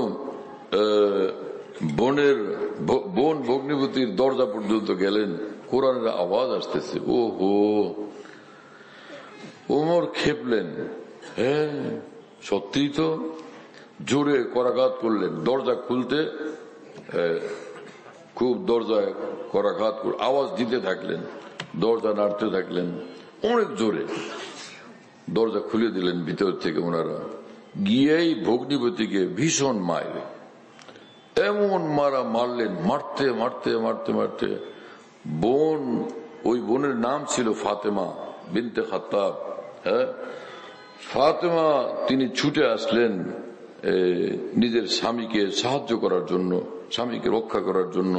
ক্রুদ্ধ হয়ে ওমর তখন বোনকে মারতে শুরু করলেন এবং এমন মারলেন যে বোনের চেহারা থেকে রক্ত বের হয়ে গেছে। হযরত ওমরের যখন নজর পড়ছে ওই রক্তাক্ত চেহারার উপরে, তখন মাথা নিচু করলেন, খুব লজ্জিত হলেন। তা আমি একটা শক্তিশালী পুরুষ অবলা এক দুর্বলা নারীর উপরে এইভাবে নির্যাতন, এটা কিভাবে ঠিক হলো? হ্যাঁ, নিজেই শর্মিন্দা হলেন, লজ্জিত হলেন। পরে থামলেন এবং বললেন যে ফাতেমা, তোমরা কি পড়তেছিলে আমাকে একটু দাও, আমি একটু দেখি। ওহো, ঈমান যখন আসে দুনিয়ার কোন শক্তিকে সে পরোয়া করে না, কাউকে সে ভয় করে না। ওয়ালা ইয়াখাফুনা লাউমাতা লাইম ইয়াখশাউনাহু ওয়ালা ইয়াখশাউনা আহাদান ইল্লাল্লাহ। আল্লাহ পাক পবিত্র কোরআনে বলেন, ঈমান যখন ভিতরে আসে আল্লাহ ছাড়া কারো ভয় তার ভিতরে থাকে না, সির্ফ আল্লাহকে ভয় করে আর কাউকে ভয় করে না। শুনতেছেন প্রিয় বন্ধুরা? আশ্চর্য এক বিষয় তো, সুবহানাল্লাহ বিহামদি। এই একলা ঘরে মাত্র 2 জন মানুষ, আর ওমর এত প্রচন্ড শক্তিশালী। হ্যাঁ, তিনি হযরত ফাতেমা তখন বললেন, ইন্নাকা নাজিস, হ্যাঁ, যে তুমি মুশরিক এবং তুমি অপবিত্র, এই অবস্থায় কোরআন তুমি স্পর্শ করতে পারো না। পবিত্র কোরআনের আয়াত শোনায়া দিলেন, এই কোরআনকে পবিত্রতা ছাড়া, পবিত্র হওয়া ছাড়া স্পর্শ করা যায় না। এটা ফাতেমা বললেন। কথা বুঝতেছেন প্রিয় বন্ধুরা? এরপরে পবিত্র হওয়ার পদ্ধতি কি সেটা আবার তিনি বললেন, ফাযহাব ফাগতাসিল আও ফাতাওয়াজ্জা আবিগতাসিল। হ্যাঁ, এটা দালাইলুন নবুওয়া লিল বাইহাকি। কথা বুঝতেছেন প্রিয় বন্ধুরা? এর ভিতরে এই ঘটনা আছে, হাদিস আছে, রিওয়ায়াত আছে যে যাও তুমি গিয়া তুমি উযু করো আর না হয় গোসল করো, তারপরে আসো তো দিব। অনেক বন্ধুরা মনে করেন যে কোরআন শরীফ যেটা আসমানে লৌহে মাহফুজে আছে সেটা তো কোরআন শরীফ, আর এই কাগজে লেখা এটা ধরতেও কি এরকম উযু লাগবে নাকি? ওনারা গবেষণা করে বের করছেন যে উযু লাগবে না। ইসলামের ১,৫০০ বছর ইতিহাস এরকম যে এই পর্যন্ত উযু লাগতো। এখন নতুন গবেষকরা বের করছেন যে উযু ছাড়া কোরআন ডাইরেক্ট স্পর্শ করা যাবে। ওনাদের কাছে আমরা দলিল চাই একদম সরাসরি, আর আমরা তাদেরকে দলিল পেশ করব। লড়াই ছাড়া তর্ক ছাড়া, ঝগড়া ছাড়া আপনারা দলিল পেশ করেন, আমরাও আপনাদেরকে দলিল দেখাবো। কি হলো মুসলমানদের? এত বেশি গবেষণা কেন করেন যে অতীতের সমস্ত মহান পূর্বসূরি বুজুর্গান, পূর্বসূরি ওলামায়ে দ্বীন, পূর্বসূরি সব এলেমের ধারক বাহক যারা, নায়েব রাসূল যারা, তাদের জ্ঞানের আলোর দিশার এই ধারার সীমা অতিক্রম করে নতুন ভাবে বুঝতে শুরু করেন, উদ্ভাবন করতে শুরু করেন। এরকম বুঝার উদ্ভাবন করা এটা কল্যাণময় না, এটা কল্যাণময় না। এই কমপক্ষে আপনার এতটুকু বোঝা উচিত এটা ঝুঁকিপূর্ণ। ভুল কিনা আপনি মানবেন কিনা সেটা আমি জানি না, কিন্তু এটা ঝুঁকিপূর্ণ। আপনি ঝুঁকির পথে কেন যান যেটা নিশ্চিত এবং নিরাপদ? সেই পথে হাঁটবেন না কেন? আল্লাহ তাআলা আমাদেরকে বুঝ দান করেন। যাই হোক, আমি তো ঘটনা শোনাচ্ছি, ফাঁকে ফাঁকে একটু যেটা একটা প্রাসঙ্গিক কথা সেটা আসলে একটু বলি, কিন্তু সেটাকে আমি টার্গেট বানাই না। ফাতেমা বললেন যে যাও ভাই, তুমি উজু করো, না হয় গোসল করো। ফাযাহাবা ওয়া তাওয়াজ্জা ওয়াগতাসালা। ওমর গেলেন এবং তিনি উজু করলেন। এই যে এতদিনে উজু কেমনে করে টরে ওনারা দেখতে দেখতে শিখে ফেলে না। যেমন হিন্দু ভাইয়েরা, অমুসলিম ভাইয়েরা আমাদের মুসলিম সমাজের সঙ্গে কাছাকাছি যারা থাকেন, আমরা কেমনে আজান দিয়ে শিখে ফেলেন না, আমরা কেমনে নামাজ পড়ি শিখে ফেলেন না। এরকম গতকাল আসতে সময়, গতকাল আসলাম না পরশুদিন ঢাকা থেকে আসতে সময় যে মাওয়া ঘাট ম্যানেজার, তাকে আমি ফোন করতেছিলাম। উনি একজন হিন্দু মানুষ এবং ওই ঘাটের যে ম্যানেজার, আমি জানি যে ইনি ঘাট ম্যানেজার একজন হিন্দু মানুষ। তো তাকে ফোন করলাম, তিনি ফোন রিসিভ করে বললেন আসসালামু আলাইকুম। আসসালামু আলাইকুম না কি বলবেন? আসসালামু আলাইকুম আমাদের হিন্দু ভাইয়েরা ব্যাপকভাবে জানেন। এবং ঢাকাতে এক হিন্দু ডাক্তার আছেন, ইনি একবার আমার সঙ্গে সাক্ষাৎ করতে আসছেন। এক কথায় কথায় বলেন যে আইসাই বললেন আসসালামু আলাইকুম, হুজুর কেমন আছেন? আমি বললাম আলহামদুলিল্লাহ, আপনি কেমন আছেন? আলহামদুলিল্লাহ। একদম শুদ্ধ করে বললেন আলহামদুলিল্লাহ, আল্লাহ তাআলা ভালো রাখছেন। আমি একদম আশ্চর্য হয়ে গেছি। তা আমি বললাম যে ওহো, আপনি দারুণ শুদ্ধ করে আলহামদুলিল্লাহ বলতে পারলেন, আশ্চর্য। আর বললেন যে মাশাআল্লাহ। উনি কথায় কথায় এত বেশি ইনশাআল্লাহ, আলহামদুলিল্লাহ, মাশাআল্লাহ এত বলতে থাকেন, কোন মানুষ বুঝতে পারবে না তিনি নিজের পরিচয় না দিলে যে আমি হিন্দু ধর্মের অনুসারী। এটা না বললে বোঝা যাবে না। কথা বুঝতেছেন প্রিয় বন্ধুরা? যাই হোক, তো একই সমাজে নিকটবর্তী ভাবে বসবাসের কারণে অন্য ধর্মের আচরণাদি সম্পর্কে মানুষের অনেক ক্ষেত্রে জানা হয়ে যায়। ওমর রাদিয়াল্লাহু তাআলা আনহু উযু করলেন, এক বর্ণনা আছে তিনি গোসল করলেন। এরপরে আসলেন হযরত ফাতেমা, ওই যে কোরআন শরীফের যে টুকরা সূরা সেটা লিখিত ছিল, লিপিবদ্ধ ছিল, সেটা তাকে পড়তে দিলেন। হযরত ওমর পড়লেন, শুরুতে লেখা বিসমিল্লাহির রহমানির রহিম। শুরু করলাম আল্লাহর নামে, যিনি সীমাহীন দয়াওয়ালা, সীমাহীন মায়া মোহব্বতওয়ালা। ওমর এইটুকু পড়ে বললেন, যার আরম্ভ এত সুন্দর, তার গভীর এবং তার অগ্রে কত সুন্দর আল্লাহ বেহতর জানে। যার শুরুই এত চমৎকার, এত সুন্দর, সামনে কত সুন্দর তো আল্লাহ পাক জানে। আর একটু পড়লেন, পড়ার সাথে সাথে বললেন, ফাতেমা তোমাকে বলি, বিশ্বে সবচেয়ে আমার দৃষ্টিতে নিকৃষ্ট এবং ঘৃণ্য মানুষ ছিলেন মুহাম্মদ। আমি তোমাকে বলি, সারা পৃথিবীতে এখন আমার কাছে সবচেয়ে ভালো লাগে মুহাম্মদকে সাল্লাল্লাহু তাআলা আলাইহি ওয়াসাল্লাম। কথা বুঝতেছেন প্রিয় বন্ধুরা? আল্লাহ ইয়াজতাবি ইলাইহি মান ইয়াশা ওয়া ইয়াহদি ইলাইহি মান ইউনিব। পবিত্র কোরআনে মহান আল্লাহ বলেন যে আল্লাহ যাকে চান নিজের দিকে টানেন, নিজের বানায় নেন। আল্লাহ পাক চাইছেন তো হয়ে যায়। সুবহানাল্লাহ তাআলা বিহামদি। ওমর একটু পরে বললেন যে ফাতেমা, মুহাম্মদ কোথায়? তো হযরত ফাতেমা বললেন যে ভাই, কোন ভালো উদ্দেশ্যে জিজ্ঞাসা করতেছো না খারাপ মতলবে? ওমর বললেন যে না, আমি ভালো উদ্দেশ্যে জিজ্ঞাসা করতেছি, আমি তার সঙ্গে সাক্ষাৎ করতে চাই। চেহারা সুরত দেখা ফাতেমা অনুভব করলেন যে পরিস্থিতির পরিবর্তন মনে হচ্ছে, তার চেহারার মধ্যে একটা চেঞ্জিং মনে হচ্ছে, একটা শুভ পরিবর্তন সূচিত হওয়ার লক্ষণ আদি ফুটে উঠছে বলে দেখতে পাচ্ছি। বললেন যে যায়েদ ইবনে আরকামের ঘরে আছেন তিনি, রাসূলুল্লাহ সাল্লাল্লাহু আলাইহি ওয়াসাল্লাম। ওমর ছুটলেন তলোয়ার হাতে, ওই খোলা তলোয়ার হাতে। যখন তিনি সেদিকে আগাইতেছিলেন, নিকটে আসতেই সাহাবায়ে কেরাম ভিতরে যারা ছিলেন ওই ঘরে, তারা দেখলে তখন বললেন যে উমর ইবনুল খাত্তাব আসতেছেন। উমর ইবনুল খাত্তাব ভিতর থেকে হযরত হামজা রাদিয়াল্লাহু আনহু, বিখ্যাত বীর, তিনি ছুটে আসছেন। বললেন যে রাখো তোমরা, উমর যদি ভালো নিয়তে আসে তো ভালো কথা, আর যদি ওর নিয়ত খারাপ থাকে ওকে শায়েস্তা করার জন্য আমি হামজা যথেষ্ট, তোমাদের লাগবে না। এই আওয়াজ অন্দরমহল থেকে শুনে ফেললেন প্রিয় নবী মুহাম্মদুর রাসূলুল্লাহ সাল্লাল্লাহু আলাইহি ওয়াসাল্লাম। তিনি ছুটে আসলেন, ঘর থেকে দরজা খুলে বের হয়ে গেলেন। ওমর খোলা তলোয়ার নিয়ে আগে আসলেন। রাসূলুল্লাহ সাল্লাল্লাহু আলাইহি ওয়াসাল্লাম তার এরকম কুর্তার কলার ধরে জোরে এক ঝাঁকুনি দিলেন, এত জোরে ঝাঁকুনি দিলেন যে ওমর উপুড় হয়ে পড়ে গেলেন। এবং রাসূল পাককে ঝাঁকুনি দিতে দিতে তখন বলতেছিলেন, হে ওমর, সত্য কবুলের সময় কি তোমার এখনো আসে নাই? হযরত ওমর বললেন, ইয়া রাসূলুল্লাহ, আপনার কাছে মাথা নত করার জন্য, আপনার দ্বীন ঈমান কবুল করার জন্যই ওমর এখানে উপস্থিত।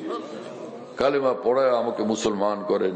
কালেমা পড়লেন আশহাদু আল্লা ইলাহা ইল্লাল্লাহ ওয়া আশহাদু আন্না মুহাম্মাদান আবদুহু ওয়া রাসূলুহু, মুসলমান হয়ে গেলেন। কথা বুঝতেছেন প্রিয় বন্ধুরা? ঘরে গেলেন, আর একটু পরেই ঈমান যখন ভিতরে আসে, এক আল্লাহর ভয় ছাড়া আর কোনো ভয় ভিতরে থাকে না, সেই পরিস্থিতি মুহূর্তে পয়দা হয়ে গেল। হযরত ওমর বললেন যে হে আল্লাহর রাসূল, আলাসনা আলাল হক, আমরা কি সত্য পথের অনুসারী না, সত্যের উপর প্রতিষ্ঠিত না? রাসূলুল্লাহ সাল্লাল্লাহু আলাইহি ওয়াসাল্লাম বললেন যে বালা, অবশ্যই আমরা হকপন্থী এবং সঠিক হক দ্বীনের উপরে আমরা আছি। হযরত ওমর বললেন ফাফিমাল ইকতিফা, তাহলে যদি আমরা হক ওয়ালা লুকায়া থাকবো কেন? আল্লাহর কসম, হে আল্লাহ রসুল, নিশ্চয়ই আপনি আর লুকায়া থাকবেন না, আপনি বের হবেন, আপনার সঙ্গে আমরাও বের হব। কথা বুঝতেছেন প্রিয় বন্ধুরা? তো এরপরে রাসূলুল্লাহ সাল্লাল্লাহু আলাইহি ওয়াসাল্লাম সাথে সাথে রাজি হয়ে গেলেন যে চলো তো বের হই। এদিকে জিবরিল আমিন আসমান থেকে আইসা হাজির। মেরকাত শহরে মিশকাতে মোল্লা আলী খারি রহমতুল্লাহ লিখছেন, জিবরিল আমিন হাজির হলেন এবং বললেন যে ইয়া রাসূলুল্লাহ, সমস্ত আসমান জুড়ে আজকে ওমরের ইসলাম কবুলের কারণে ফেরেশতারা আনন্দ উদযাপন করতেছে। শুনতেছেন ভাইয়েরা? এবং এই আয়াত শুনিয়ে দিলেন যে আল্লাহ পাক এই আয়াত এখনই নাজিল করছেন যে ইয়া আইয়ুহান নাবিয়্যু হাসবুকাল্লাহু ওয়া মান ইত্তাবাআকা মিনাল মুমিনিন, হে নবী, আপনার জন্য আল্লাহ যথেষ্ট। মূলত আল্লাহই যথেষ্ট, আল্লাহই আপনার সাহায্যকারী। ওমান ইত্তাবাআকা মিনাল মুমিনিন, আর এই মুমিনরা যারা আপনার সঙ্গে আছেন তারা যথেষ্ট।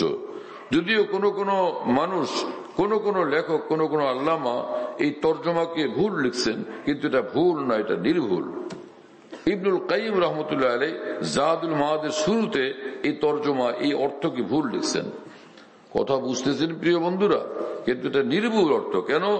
ইমাম জালালউদ্দিন সুয়ুতী রাহমাতুল্লাহ আলাইহি তাফসীর দুররে মনসুরের মধ্যে লিখছেন যে বিখ্যাত তাবী, যিনি 500 সাহাবীর শিষ্য, কথা বুঝতেছেন, সেই আমির সাহাবী রহমতুল্লাহ আলাইহি এই ওমান ইত্তাবাআকা মিনাল মুমিনিনের তাফসীরে বলেন ইয়া আইয়ুহান নাবিয়্যু হাসবুকাল্লাহ ওয়া হাসবুকা মান ইত্তাবাআকা মিনাল মুমিনিন। উনি তাফসীর করে দেখাইছেন ওয়াও এটা আত্ম হয়েছে কার উপরে? ওই হাসবুক আল্লাহ লফজে আল্লাহর উপরে মানিতাবার আত্ম হয়েছে। আল্লাহ আপনার জন্য যথেষ্ট, আর আপনার অনুসারে এই মুমিনরা যথেষ্ট। ইবনুল কাইয়িম বলেন আল্লাহ যথেষ্ট, এটা তো ঠিক আছে, কিন্তু মুমিনরা যথেষ্ট সেটা কি? দুরের তাফসীরে দুরের মনসুরে এই একই ব্যাখ্যা করছেন আমির সাহাবীর মতো বিখ্যাত তাবেঈ।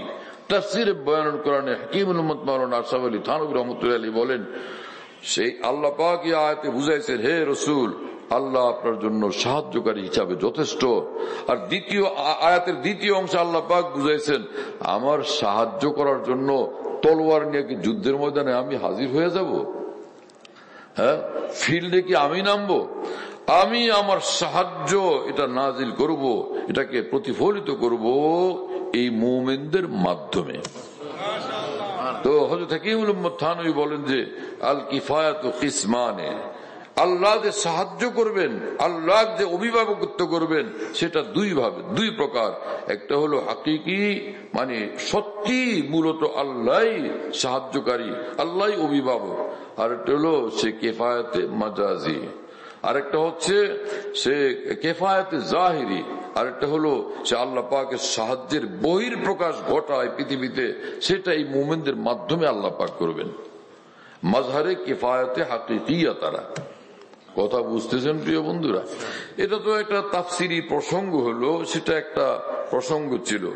মূল কথা হলো এই যে আল্লাহ পাক বলে দিলেন যে হে রাসূল, আপনার জন্য আমি যথেষ্ট, আর যে কজন আছেন আপনার সঙ্গে আমার সাহায্য এদের মাধ্যমেই আমি আপনাকে দান করব এবং আপনাকে প্রতিষ্ঠিত করব, আপনাকে আমি বিজয়ী বানায় দেব, আর আপনি দেখতে থাকবেন। ওমর রাদিয়াল্লাহু তাআলা আনহু বললেন, ইয়া রাসূলুল্লাহ, আমরা বের হই। চলো বের হও। এখন তো ওমর সঙ্গে দুই কাতার বানানো হলো। হ্যাঁ, এক কাতারের সম্মুখে হযরত ওমর, আরেক কাতারের সম্মুখে হযরত হামজা রাদিয়াল্লাহু আনহুম, আর মধ্যখানে রাখলেন প্রিয় নবী মুহাম্মদুর রাসূলুল্লাহ সাল্লাল্লাহু আলাইহি ওয়াসাল্লামকে। আর খোলা তলোয়ার নিয়ে ওমর সামনে কাবার দিকে আগাইতেছেন, মক্কার দিকে আগাইতেছেন, আর বলতেছেন যে যদি স্ত্রীকে বিধবা করার শখ জাগে কারো, আসো ওমরের সামনে। সন্তানকে ইতিম করার শখ যদি জাগে কারো, আসো ওমরের সামনে। ওদিকে মুশরিকরা, নেতৃবৃন্দরা অপেক্ষা করতেছে, ওমর মুহাম্মদের কল্যাণ নিয়ে আসতেছে। আর হঠাৎ তারা দেখতে পায় যে কি হলো। হযরত ওমর বলেন, আমার জীবনে দেখি নাই তাদেরকে এত বেশি বিষণ্ণ হইতে, যতটা সেদিন আমি তাদেরকে বিষণ্ণ হইতে দেখছিলাম। এত সিরিয়াস বিষণ্ণতা, এত বেশি কালো মুখ জীবনে কোনোদিন তাদের আমি দেখিনি। কথা বুঝতেছেন প্রিয় বন্ধুরা? दोस्त अय्याम जब भले आते हैं, रात मिलने की वो खुदा ही बतलाते हैं। আল্লাহ পাক যাকে চান এইভাবে হেদায়েতের ঘাটি পর্যন্ত পৌঁছায়া দেন। ওই 100 জনকে হত্যা করার পর লোকটার মধ্যে আবার খেয়াল হলো যে দেখি আরো কাউকে জিজ্ঞেস করে। এক হুজুর যাইতেছিলেন, এক রাহেব রাস্তা দিয়া, কি বলে কে, মানে একজন, তখন তো এই রাসূলুল্লাহ সাল্লাল্লাহু আলাইহি ওয়াসাল্লাম আবির্ভূত হন নাই, তার অনেক পূর্বের কথা না। তো একজন আবেদ, খ্রিস্ট ধর্মের একজন আবেদ পাদ্রী। তা পাদ্রী বললে এখনকার লোকেরা কি মনে করবে বুঝো না, বর্তমান দুনিয়ার পাদ্রী আর তখনকার রাহেব যারা একরকম ছিলেন, অনেক আকাশ পাতাল পার্থক্য। খ্রিস্ট ধর্মের ওই একজন বড় ইবাদত গুজার বুজুর্গ মানুষ, তিনি বের হলেন। তো রাস্তার মধ্যে তার সঙ্গে সাক্ষাৎ হলে বললেন যে হুজুর, আমি তো 99 পরে রাউন্ড ফিগার বানাইছি এই ঘটনার কারণে, 100 জনের হত্যাকারী আমি, তা আমার জন্য তওবা কবুল করলে, তওবা করলে তওবা কবুল হওয়া কি সম্ভব? হ্যাঁ, কি বলেন আপনি?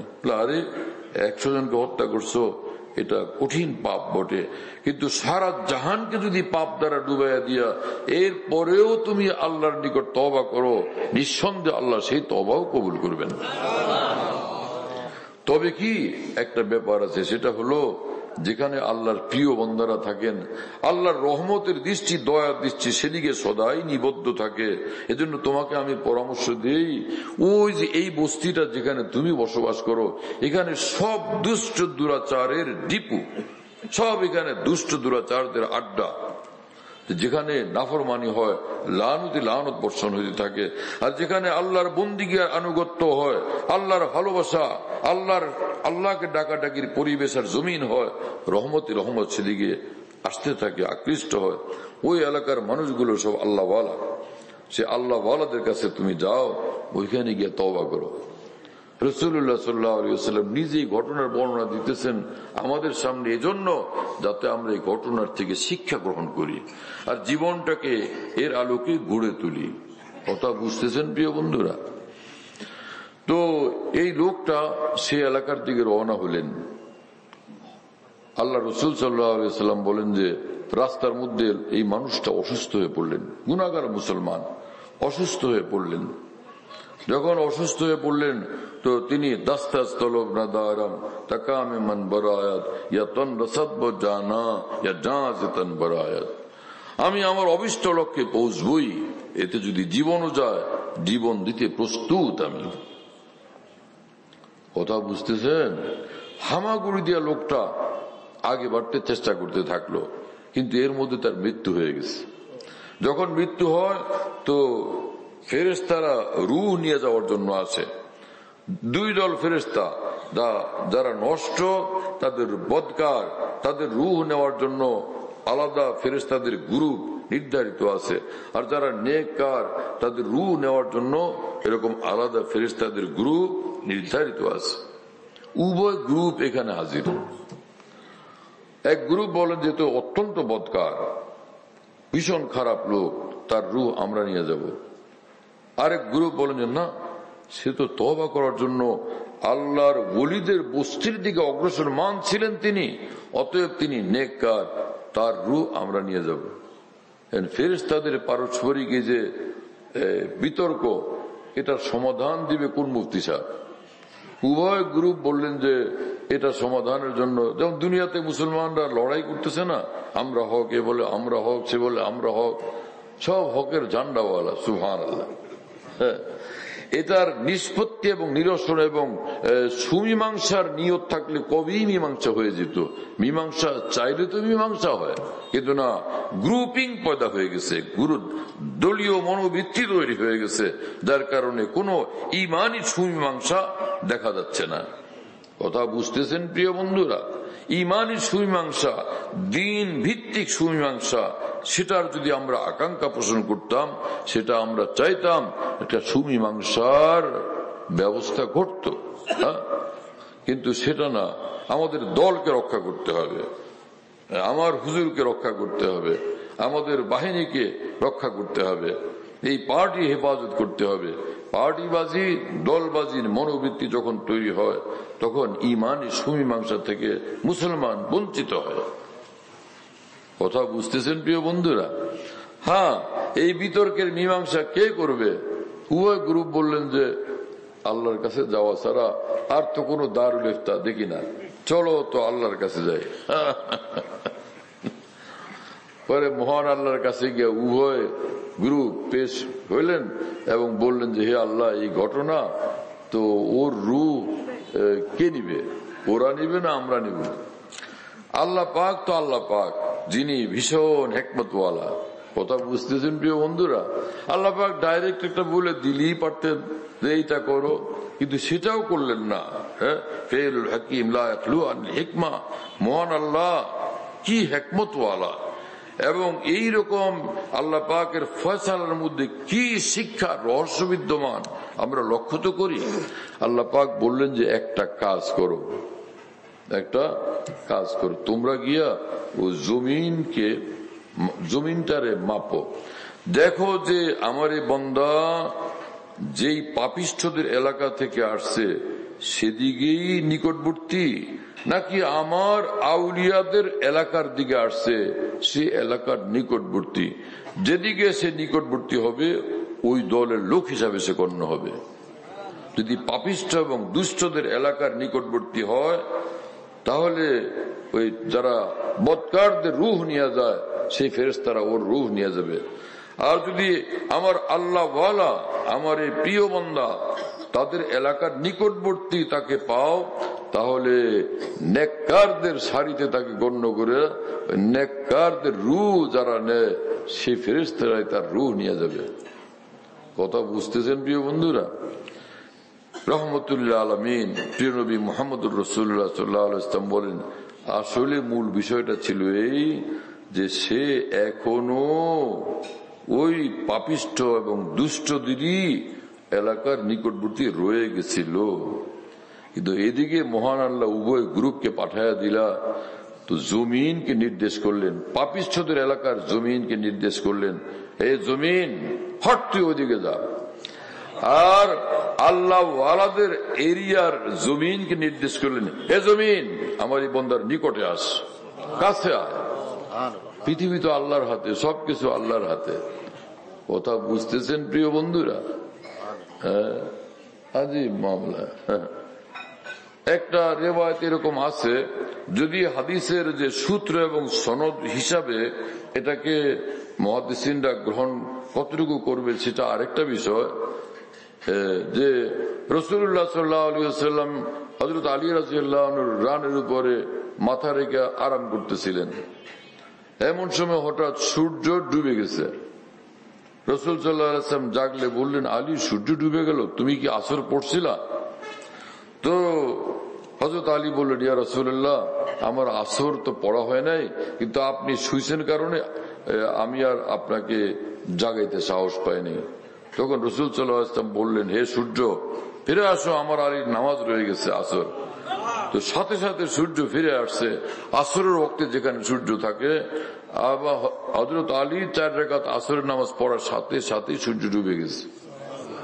অনেকে বলল যে এটা কি রকম ঘটনা, শোনা কি রকম ঘটনা, মানে নবীর সঙ্গে অলৌকিক ঘটনা ঘটলে এটাকে মুজিজা বলে। নবীর সঙ্গে অলৌকিক ঘটনা ঘটতে পারবে না তো কার সঙ্গে? আপনার আমার সঙ্গে ঘটবে? কি সব গপ্পসপ্প করেন? হ্যাঁ, মাথায় বুদ্ধিশুদ্ধি স্থির থাকলে, হ্যাঁ, নিউরোলজির হসপিটালে ভর্তি হওয়ার মতো পরিস্থিতি না হলে এইরকম কথা অবিশ্বাস করার বা এতে সংশয় পোষণ করার অবকাশ কোথায় থাকে এক ইমানদারের জন্য?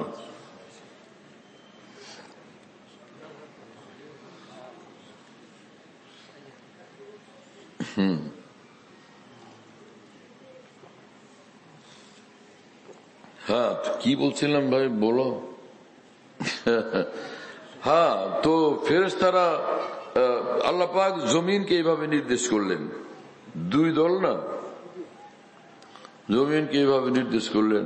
ফেরেশতারা এসে মাপঝোপ করে দেখলেন যে এই বান্দা আল্লাহ ওয়ালাদের বস্তির নিকটবর্তী, নেককারদের রূহ যারা নিয়ে যান তারাই তাকে নিয়ে গেলেন। তার মানে মহান রব্বুল আলামিন তাকে নেককারদের কাফেলার অন্তর্ভুক্ত করে নিলেন। 100 জনের হত্যাকারী তওবার উদ্দেশ্যে যাচ্ছেন, রাস্তার মধ্যে মৃত্যু ঘটলো, আর খালি নিয়ত করছেন তিনি, ইন্নামাল আমাল বিন্নিয়াত ওয়া ইন্নামা লিমরিইম মা নাওয়া। বান্দা যেরকম নিয়ত করে মহান রব্বুল আলামিন সেই রকম ফল, সেই রকম ফসল, সেরকম সুফল তাকে দান করে। এই বান্দার জন্য এত বিস্ময়কর ভাবে ক্ষমা প্রাপ্তির ব্যবস্থা হয়ে গেল।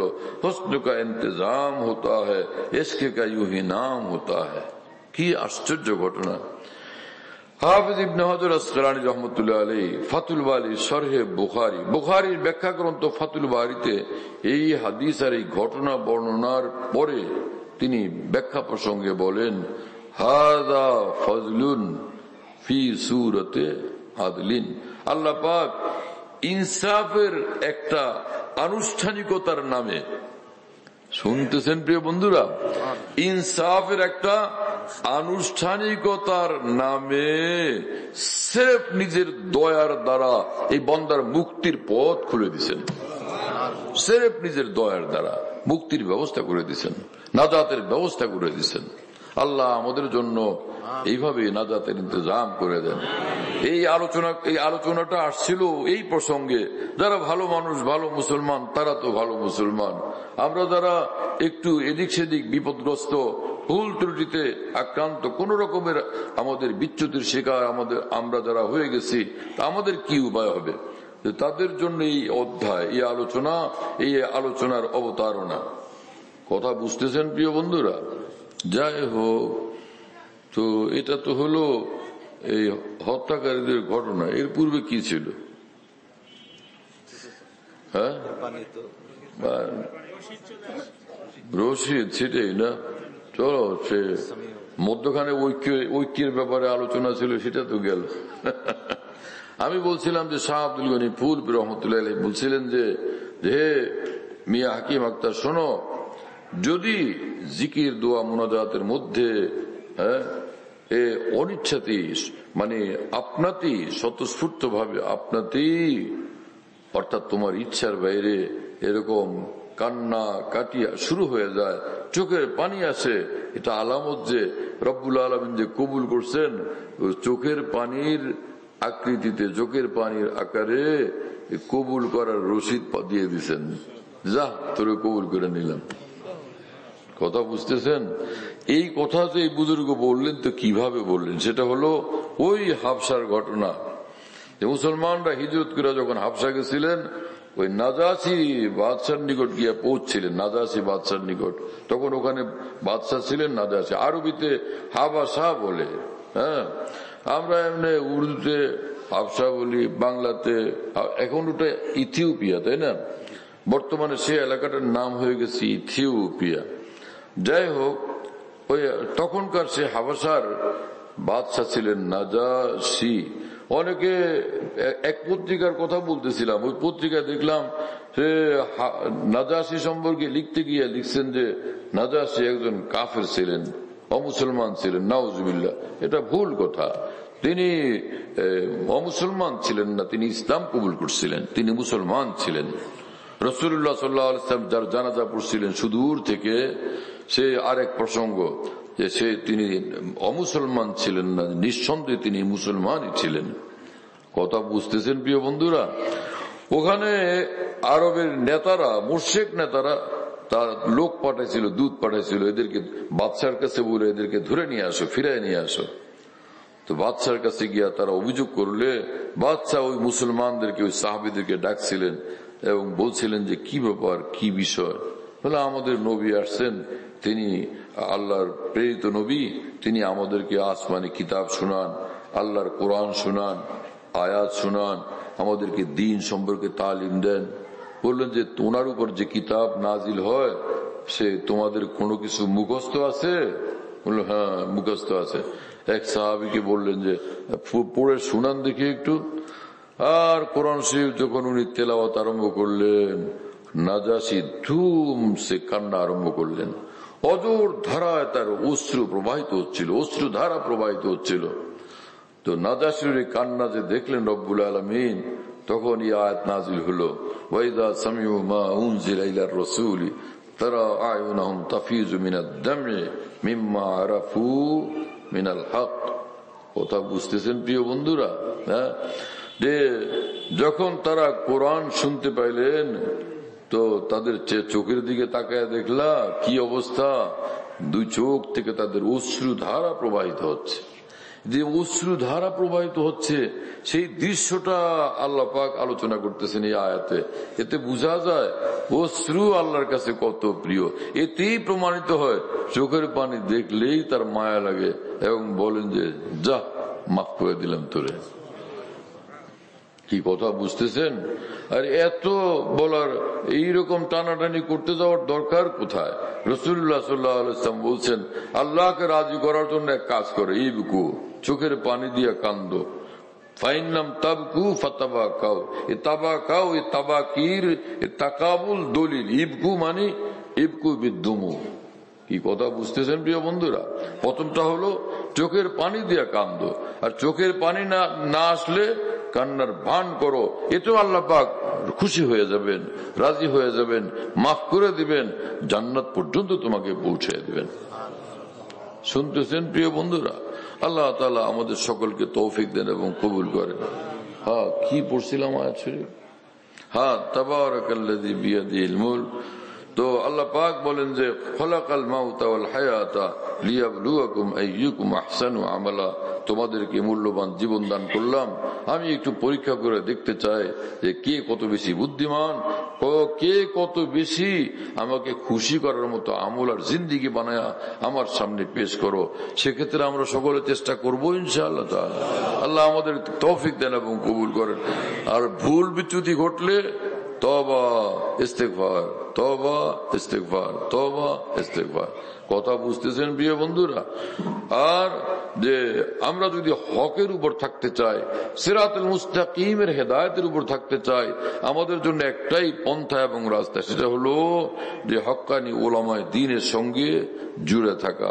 এটাই হলো দ্বীনের উপর কায়েম থাকার নিরাপদ এবং নির্ভরযোগ্য রাস্তা। আল্লাহ তাআলা আমাদের সকলকে তৌফিক দেন এবং কবুল করেন। ওয়া আখির দাওয়ানা আলহামদুলিল্লাহি রাব্বিল আলামিন ওয়া সাল্লাল্লাহু আলা নবিয়্যিল কারীম।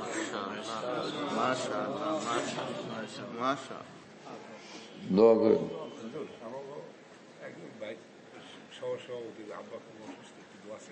জি জি, ঠিক আছে। জি জি, সারা দেশের জন্য দোয়া, সারা বিশ্বের জন্য দোয়া। জি ইনশাআল্লাহ। শাবাশ।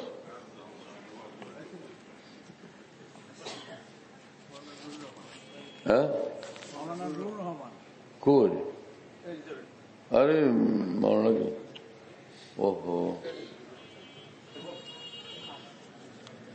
এখানে আসতে মাওলানা চেয়ার নাই, একটা চেয়ার নিয়ে আসো ভাই। এগুলি শোনা, তুমি এই পাশে জায়গা নেই। মাশাআল্লাহ, আল্লাহ তোমার হায়াত দ্বারা এবং দীর্ঘ হায়াত, দীর্ঘ নেক হায়াত নসিব করেন। মাওলানা নুরুর রহমানের আব্বা মাওলানা এনায়েতুর রহমান বেগ রহমতুল্লাহ আলাইহি আমার খাস উস্তাদ ছিলেন। আল্লাহ তাকে জান্নাতে অনেক বড় মাকাম দান করেন। বাবার জায়গায় এখন তিনি মাহমুদিয়া মাদ্রাসার ভাইস প্রিন্সিপাল, ইবাদুল্লাহ মসজিদের খতিব। আল্লাহ তাআলা তার দ্বারা দ্বীনের অনেক খেদমত নিতেছেন। আল্লাহ তাআলা আরো খেদমতের তৌফিক দেন, কবুল করেন। সম্মান, মর্যাদা এবং মকবুলিয়ত আরো অনেক অনেক বাড়ায় দেন।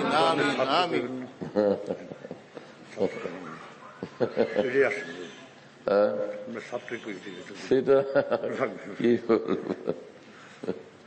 কিছু বলবা তুমি? আচ্ছা আচ্ছা আচ্ছা, ঠিক আছে। একটা চেয়ার দিলেন না আপনার? আচ্ছা ঠিক আছে। আলহামদুলিল্লাহ রাব্বিল আলামিন।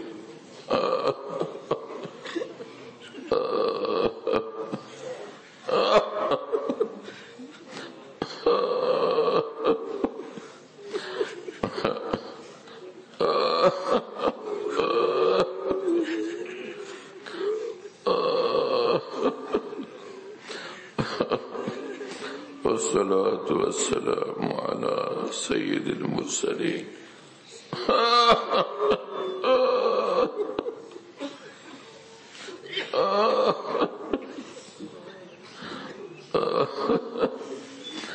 وعلى آله وأصحابه أجمعين. اللهم صل على سيدنا مولانا محمد وعلى آل سيدنا مولانا محمد وبارك وسلم. اللهم اغفر لنا وارحمنا، اللهم اغفر لنا وارحمنا، اللهم عافنا واعف عنا، اللهم كن لنا وجعلنا لك، اللهم كل خير لكل مسلم ومسلمة. اللهم صل على سيدنا محمد صلاة تنجينا بها من جميع الأهوال والآفات وتغزيرنا بها جميع الحاجات وتطهرنا بها من جميع السيئات وترفعنا بها عندك على الدرجات وتبلغنا بها أقصى الغايات من جميع الخيرات في الحياة وبعد الممات، إنك على كل شيء قدير. اللهم صل صلاة كاملة وسلم سلاما تاما على سيدنا محمد الذي وتنحل به العقد وتنفرج به الكرب وتغزى به الحوائج وتنال به الرغائب وحسن الخواتم ويستسقى الغمام بوجه الكريم وعلى آله وصحبه في كل لمحة ونفس بعدد كل معلوم له. اللهم إنا نسألك رضاك والجنة ونعوذ بك من غضبك ومن النار. ربنا أرنا الحق حقا وارزقنا اتباعه وأرنا الباطل باطلا وارزقنا اجتنابه. اللهم جنبنا الفواحش ما ظهر منها وما بطن. اللهم حبب إلينا الإيمان وزينه في قلوبنا وكره إلينا الكفر والفسوق والعصيان.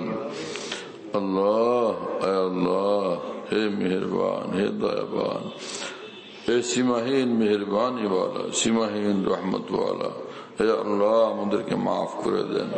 আল্লাহ আমাদেরকে মাফ করে দেন, আমাদের সব গুনাহ মাফ করে দেন, সব নালায়েকে মাফ করে দেন, গুনাহ থেকে আমাদেরকে পাক সাফ বানায়া দেন, দিলকে আমাদের तमाम गुनाह दाग থেকে পবিত্র বানায়া দেন। আয় আল্লাহ আপনার मोहब्बत वाला दिल नसीब করে দেন, আপনার ভয় वाला दिल नसीब করে দেন, নূর वाला दिल नसीब করে দেন, নূর वाला जिंदगी नसीब করে দেন। আয় আল্লাহ আমাদের সব মুশকিল আসান করে দেন, আমাদেরকে আমাদের সকল অসুস্থ যারা আমাদের অসুস্থ আপনজন প্রিয়জন বন্ধু বান্ধবকে আল্লাহ পরিপূর্ণভাবে আপনি সুস্থ করে দেন। আল্লাহ মাওলানা নূর রহমানের আম্মা জান, আমাদের আম্মা জান অসুস্থ, আল্লাহ তাকে শিফায়ে কামিল আজল দায়েম নসিব করেন।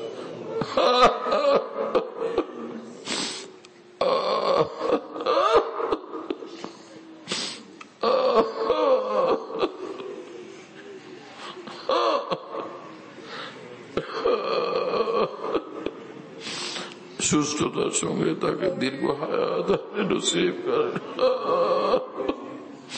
সুস্থতার সঙ্গে দীর্ঘ নেক হায়াত নসিব করেন। এখানকার কমিটির সহসভাপতি সাহেব অসুস্থ, আল্লাহ তাকে পূর্ণ সুস্থ করে দেন। আল্লাহ সুস্থতার সঙ্গে তার হায়াতে বহুত বরকত দান করেন। আল্লাহ এই মজলিস মাহফিলের যারা আয়োজক ব্যবস্থাপক এতে সহায়তাকারী অংশগ্রহণকারী সকলকে কবুল করেন, সকলকে দুজাহানে আপনি কামিয়াব করেন, সম্মানিত করেন, পুরস্কৃত করেন। আল্লাহ মেহেরবান মালিক আমাদেরকে সমস্ত মুসলমানকে আল্লাহ সিরাতুল মুস্তাকিমের হিদায়াত নসিব করেন, সিরাতুল মুস্তাকিমের কামিল হিদায়াত নসিব করেন, কামিল নূর নসিব করেন। মুসলমানদেরকে আপোষে দলাদলি এবং গ্রুপিং পার্টিবাজি ইত্যাদি থেকে মুক্ত করে খালিস দ্বীন ঈমানের অনুসরণের তৌফিক দান করেন, উলামায়ে হকের অনুসরণের তৌফিক দান করেন, হক্কানি আউলিয়া বুজুর্গানে দ্বীনের রাস্তায় চলার তৌফিক দান করেন। আল্লাহ এই মাদ্রাসাকে কিয়ামত পর্যন্তের জন্য কবুল করেন। সকল দ্বীনি মাদ্রাসা, সকল দ্বীনি মার্কাজ, দ্বীনি প্রতিষ্ঠান সমূহকে আল্লাহ আপনি কবুল করেন।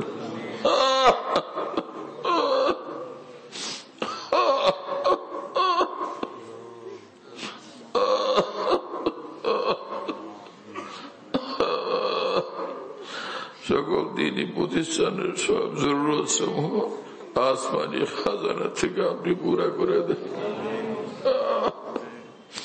तमाम उलमाए दीনের সকল দ্বীনের খাদেমদের আল্লাহ আপনি ইজ্জত বাড়ায়া দেন, মকবুলিয়ত বাড়ায়া দেন, মাহবুবিয়ত বাড়ায়া দেন, তাদের সকল জরুরত আসমানি ভান্ডার থেকে আপনি পুরা করে দেন। ইজ্জতওয়ালা, রহমতওয়ালা, বরকতওয়ালা জিন্দগি তাদেরকে দান করেন। আল্লাহ আমাদের এবং সমস্ত মুসলমানের সব জরুরত আসমানি ভান্ডার খাজানা থেকে পুরা করে দেন। যার যে মুশকিল সব আসান করে দেন, যার যে পেরেশানি সব পেরেশানি থেকে নাজাত দিয়ে দেন। দুশ্মনদের থেকে হেফাজত করেন, হিংসুকদের থেকে হেফাজত করেন, तमाम ফিতনাবাজদের থেকে, ষড়যন্ত্রকারীদের থেকে হেফাজত করেন।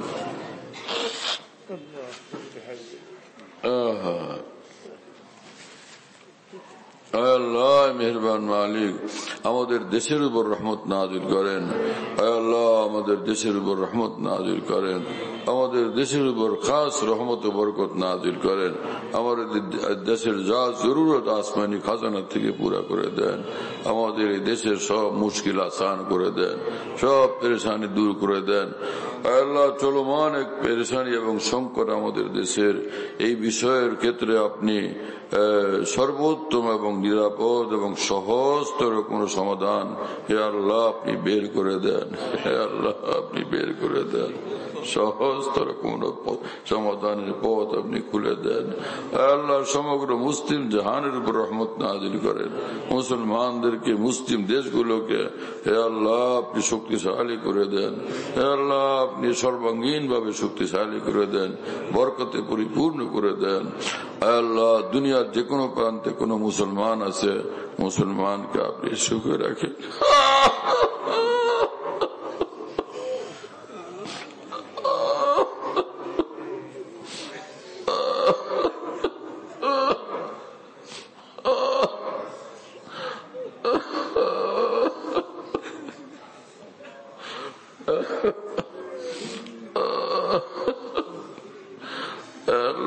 মুসলমানদেরকে আপনি সুখে শান্তিতে রাখেন, ইজ্জতের সাথে রাখেন, রহমত এবং বরকতের মধ্যে রাখেন।